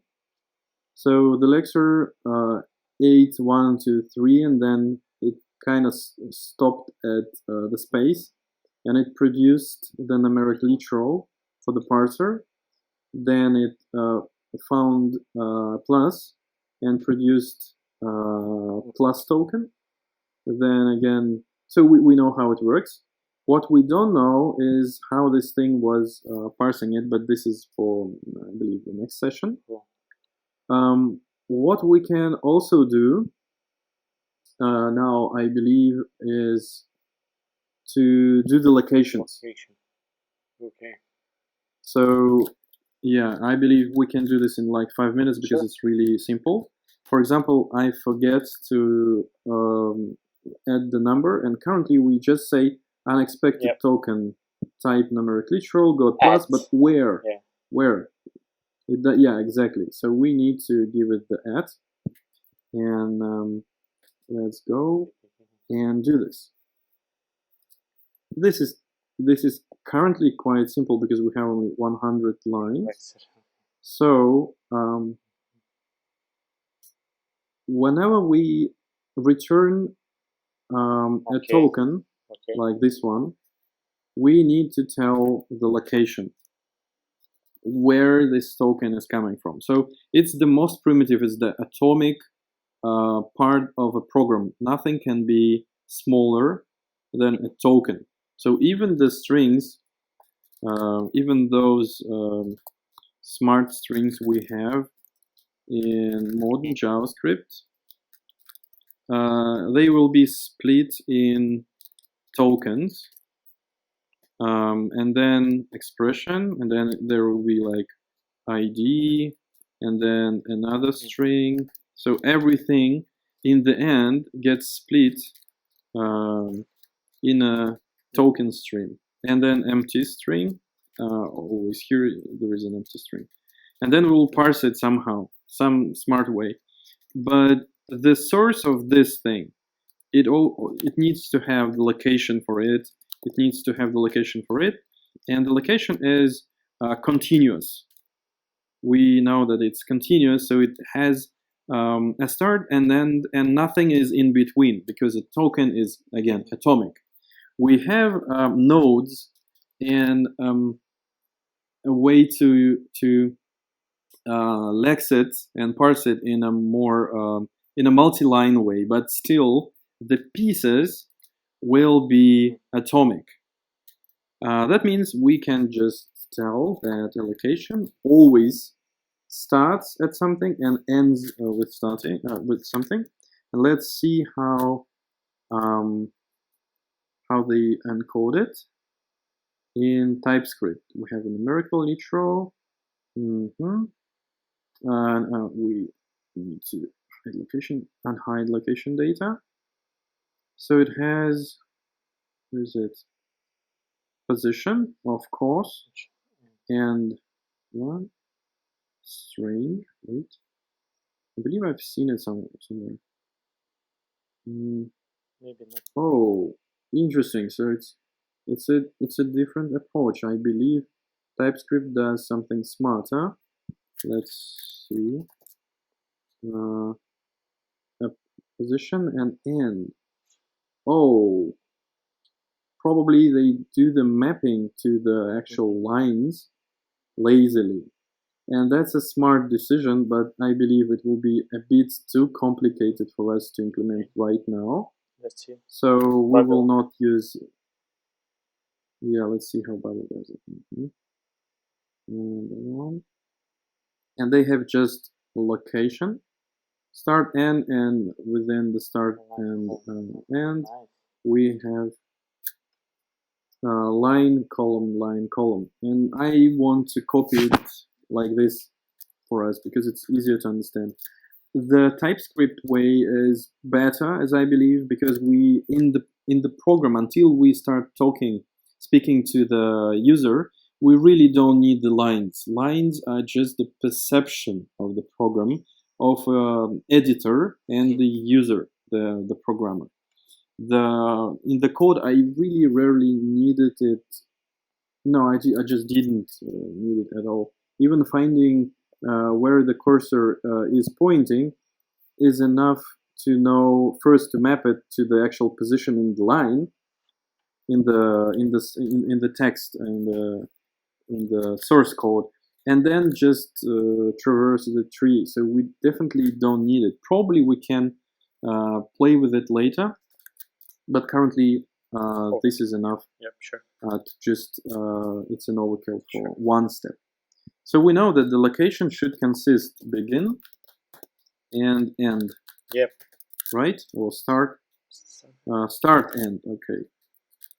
Start. There is a start. And they have line and okay.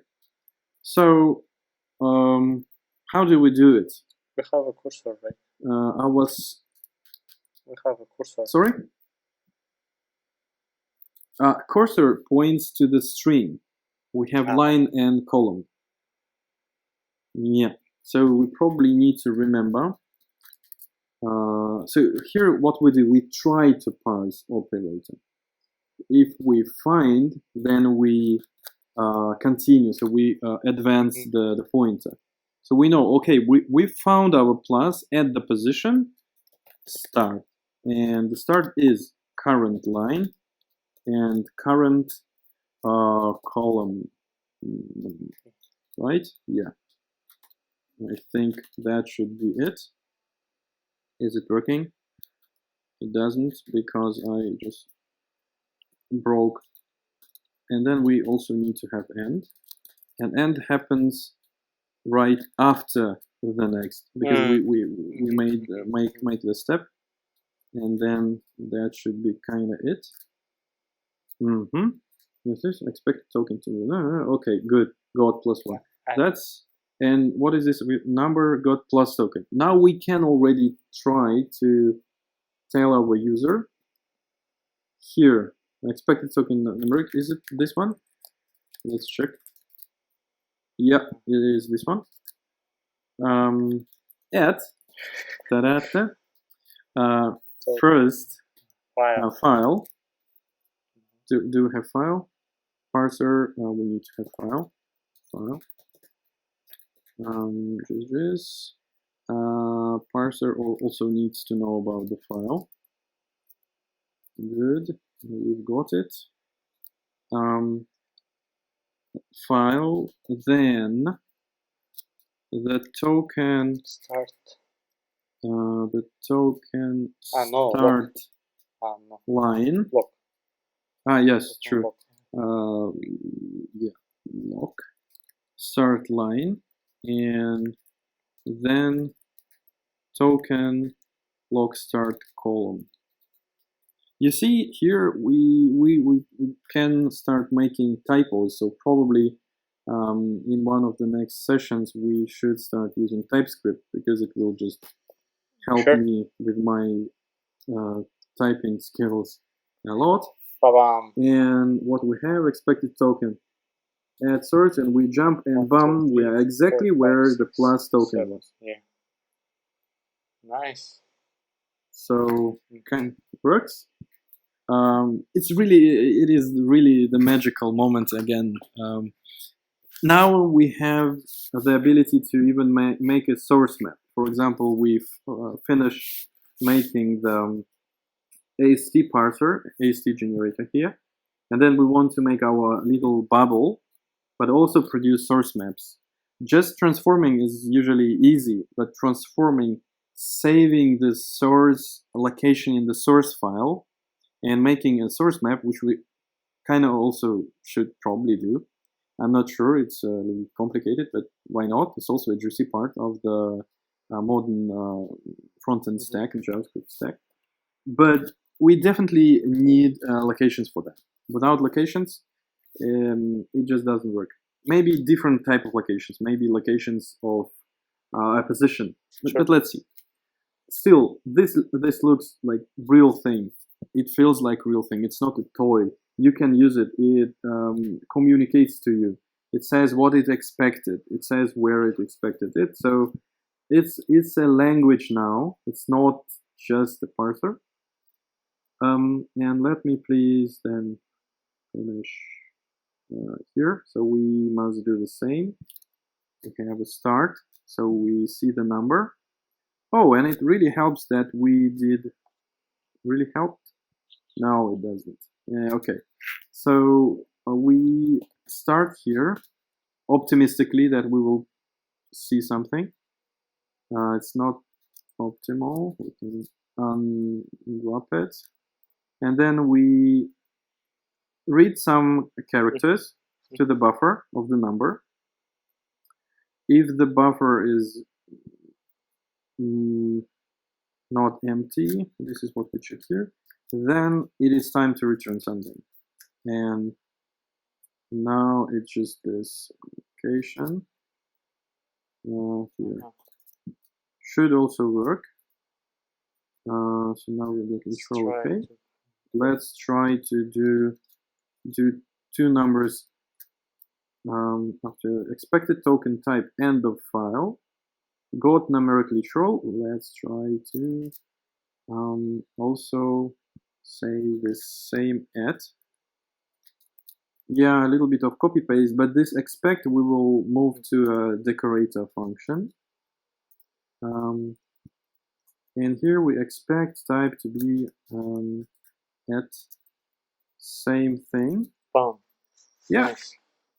Got numeric literal at source. Source. I rolled it with C, right? Source. Okay, good. And it also points here. Let's move it a little bit to the right. Yep. Cool. Does it point? Yeah, it does. Oh my god. And we don't have any other. We also have no. That's important. We also have TypeScript would complain now and say that your end of file token doesn't have location. We must do this.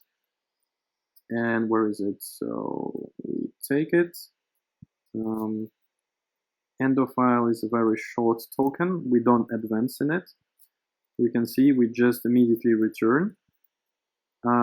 So we have a start and the end equals start. Then we have here lock, which is start and right. Okay. So then we probably should move it like this. So it doesn't take too much. Doesn't eat up space. So what we expected token type on the file got numeric yes. Let's then, I think that's, no, that would be even more interesting. So now this parses. Let's try the end of file being an unexpected token. For example, here we can see that expression expected, but this is not that descriptive. Our parser says expected token type numeric literal, of course, because here should be a numeric literal after the plus, but got end of file token at, again, at the end actually. Is it the right one? Is it 6? Yeah, it's actually 6. It doesn't even jump over. So currently we are really well prepared to continue parsing. Let's try make a longer one. And then plus. And then unexpected token and the file again. So kind of works everywhere. Unexpected token. Yeah, so what I'm doing, I'm actually writing tests, but imaginary tests which will not help us in the future. So, and then we parse it. Binary expression, binary expression, binary expression.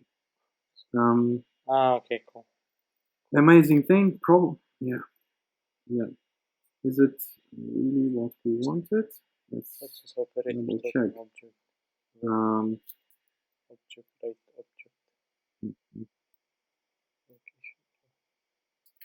These objects we should remove by using I think wait, node. No, not this one. This one I think it's here. Options, and then in the options there is this depth, and what is the depth? Number default 2 to make it recurs indefinitely fast now. Good. So we can ask node to dump the whole thing actually. So let me do this. And where is this plus? Now new terminal split. No, that's not what I want to take. Here is this thing. So what we have a lot of noise coming from locations. So probably we want to make our own serializer for that, which doesn't bring locations. But still nice to see it here. We have value 1 followed by value 2, which is a left of another binary expression.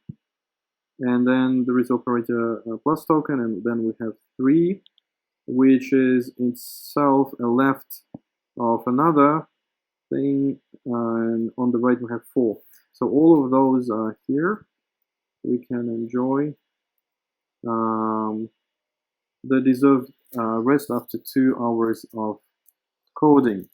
Commit. I think that's it. Committing, pushing. Done and dusted. Yeah, good. Nice. Cool. Thank you. Thank you, Olie, for your questions offline, because without you, I would just jump into saying, yeah, done, which is not. And I guess we went through this logic of folding better than just jumping over it. And you can see that actually it's quite Yep, it is. simple. It is, but it is not, because you need to return left and stuff. So of course, the handwritten parser is not easily readable if you didn't write it yourself. Right. No, it's also a little bit here. Yeah, to do locations. We still don't do the locations fully. We can start with the locations afterwards. So let's do this to do. We have context aware, so we have a simple parser. We have context aware errors for the parser. But in stream 3, we should start with for the evaluator, because we want to also evaluate the thing. And for that, we need to forward the begin and end while we fold. And this we will discuss next time, I believe. And we should implement a simple evaluator. So simple interpreter. The whole thing is in interpreter. And then we'll see what we have here. Implement AST. Yeah, this is it. We have it. Extend lexicon and parser with conditionals. No. Add no. Primitive type checking. No. Bytecode not yet. Yeah, that's for next time. So we will do the AST evaluation next time. So it will go and sum this, then sum the result of that, and result to that, and then with good errors. I believe that's it. Cool. For today. Sounds good. Thank you, dear listeners and watchers. Thank you, Peter. Thank you, Olie, again. And thank you, COVID, for us to making this only in this way. Another way, please stay safe. See you next time. And see you next time.